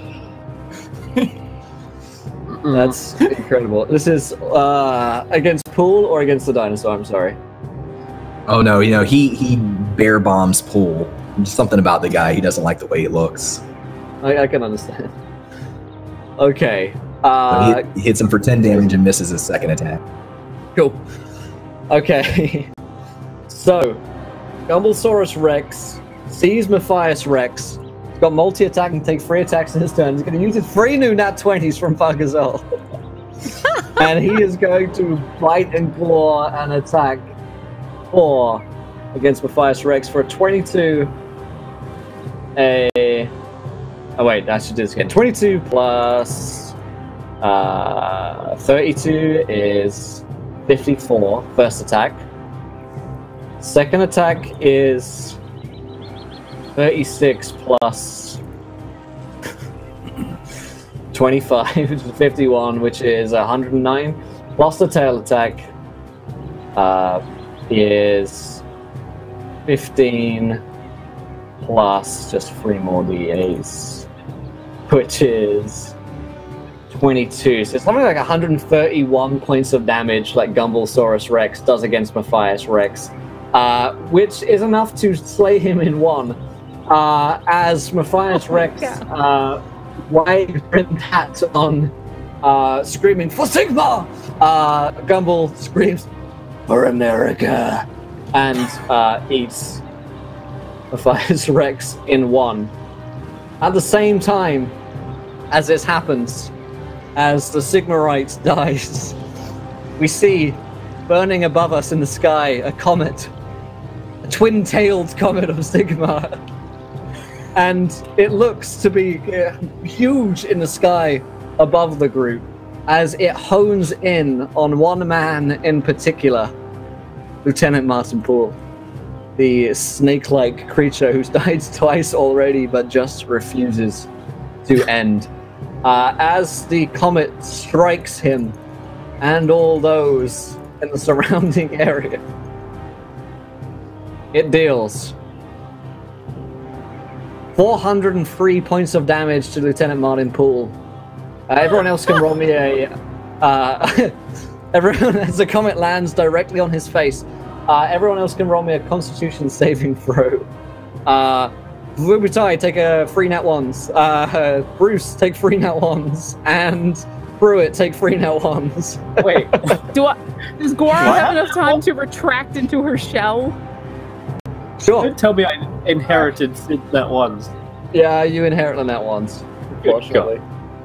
Right, I made the right stuff. I'm rugged. I'm sure to make a full recovery. That's a natural 20 for Guara, who shows up, kills the Nazi, and goes, nope, and withdraws into her shell. It's probably still gonna die, but we'll see what happens. It's incredible. Please, Bruce, what's your last word as the comet strikes? If there's one thing that I, Bruce Lupine, want to be remembered for, is remembered for passion, enthusiasm. Conservation is my job, my persona, and then that's when the meteor hits him. Inside the shell, just before you die, you hear a slow clap. It's amazing. As the comet strikes, Thorog, Bruce, Vubutai are stricken dead, along with Lieutenant Martin Poole by the comet. However, there is one person who survives this. Peeking out from the comet is Guara. Guara, you see devastation before you. You came along, you punched a Nazi, you survived a comet. What do you do? So everything else is dead. All right. Look around. Figures. And I walk back into the forest. And that's it. I'm gone. My job here is done. Well played, my friends. Well played. And on that bombshell, quite literally, that's where we're going to end tonight's Meat Grinder. As you guys have just thrown so many T-Rexes at the party, and then at the end, an actual literal comet. And this has been a fantastic celebration here of as the comet strikes Mr. Poole, he summons a plague on the world. Oh, amazing. Guara is stricken with the plague a few days later and dies off screen, but it's fine. She survives for now. As we have killed no less than 1, 2, 3, 4, 5, 6, 7, 8 characters here tonight in this one shot, which is an all-time Encounter roleplay record because we've only ever killed 7 people on a one-shot ever before. So we've made history here today, my friends, by killing 8 people. I'm kind of Guara a little bit. And I think we've killed more T-Rexes than has ever been killed on any other D&D game. Because holy shit, my friends. Well, we're gonna wrap it up there on that bombshell, my friends. I hope you guys enjoyed it. If you like these like special crazy one-shots, we're gonna try and do one at least once a month in celebration of something or other. So if you haven't yet joined the Discord, in the announcements channel, that's where you guys are going to be voting on next month's crazy special one-shots, shenanigans, a shill show, if you will. Definitely join in the Discord. And holy shit, thank you guys for all of the donations to make that game about 1,000,000 times more crazy than I was expecting. Let's go around the cast and crew. Did we enjoy ourselves? And of course, where can we find you guys online? Pruitt, you the longest standing party member. From the first one. How was that for you, my friend? Let me tell you something, Will. A half-orc totem barbarian is nothing to be trifled with. It took a comet to bring down Torog, and I only lament having used up my my relentless endurance during the fight, because it would have been epic for the comet to hit and then Torog stand up with 1 hit point. Like, that would have been like epic. But I absolutely loved it. Thanks for inviting me. It was so much fun. We've been playing for almost 4 fucking hours. Wow. So I'm gonna go get something to eat. But I'm Pruitt, one half of WebDM. You can find me on the WebDM things or at the JPru Inc. things, whether it's Instagram, Twitter, whatever. Once again, thanks. Love everybody. That was awesome. Great job, Pruitt. Thank you so much. Don, amazing performance with Vubutai, making it there until the very end. How was that, my friend? It was a blast. This is the kind of character I would never play in a normal, longer term campaign, but it's something that like has been in my, bucket list for a while to play Bird Barian that turns into a bear. And it was fun. Yeah, we killed a bunch of dinosaurs, and we killed Martin Pole 3 times, which I think brings the total lifelong count up to 5 or something. So that's always fun too. I had a real good time, and you can follow me on Twitter at Jonathan Fry, where I tweet about games that I play and things that I write.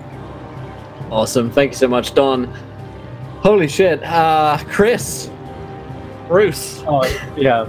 It was awesome. A lot of fun. I wanted to take a different spin on it, because I knew a lot of people were going to be like, ugh, kill some dinosaurs. I'm like, what if I'm like trying to save the dinosaurs, but, I can trank them. And I'm like, the only way I can trank them is like if I'm playing a spellcaster and cast sleep. So, yeah, I was trying to save them in a weird way.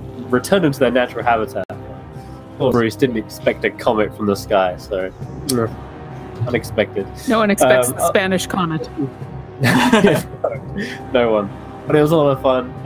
You should definitely check out the rest of these guys. They're awesome players, awesome DMs. But otherwise, you can check me out on Twitter as well, @Senrith_. Great job, Chris. Thank you so much. And last but not least, she came in, she farted on a Nazi, and survived. How was that over, Crazy?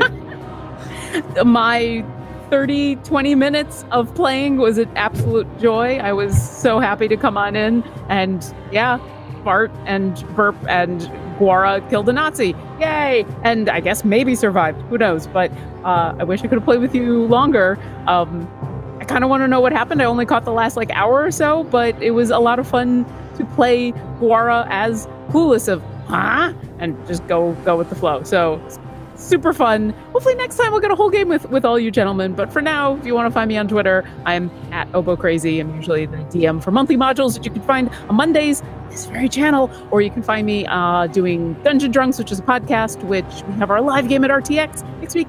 Yay! And hopefully I won't drop any large meteors on any of those players, but we'll see. Fingers crossed. Great stuff, my friends. Thank you so much, and a big thank you to you guys. It has been 2 years since we've been partnered on Twitch, so that's kind of what we've been here celebrating today. Really appreciate a big old party of so many friends coming along, and everyone who came and played with us and died with us. We appreciate you. We've set new records here today. Nazi dinosaurs from Mars. That's right. Next season on Encounter Roleplay. The next time you see us live is, of course, Monday for monthly modules with Obo Crazy, and then Atomic Cthulhu. Getting close to the end of the season, new season's beginning shortly, so thank you guys, stay with us, and definitely be sure to hop onto the Discord if you haven't yet to come and chat with us. Until next time, my friends, try not to roll too many nat ones, because Lieutenant Martin Paul wants to be laughing when you do. Good night, everyone. Bye! Be your friends, it's fun. Have a good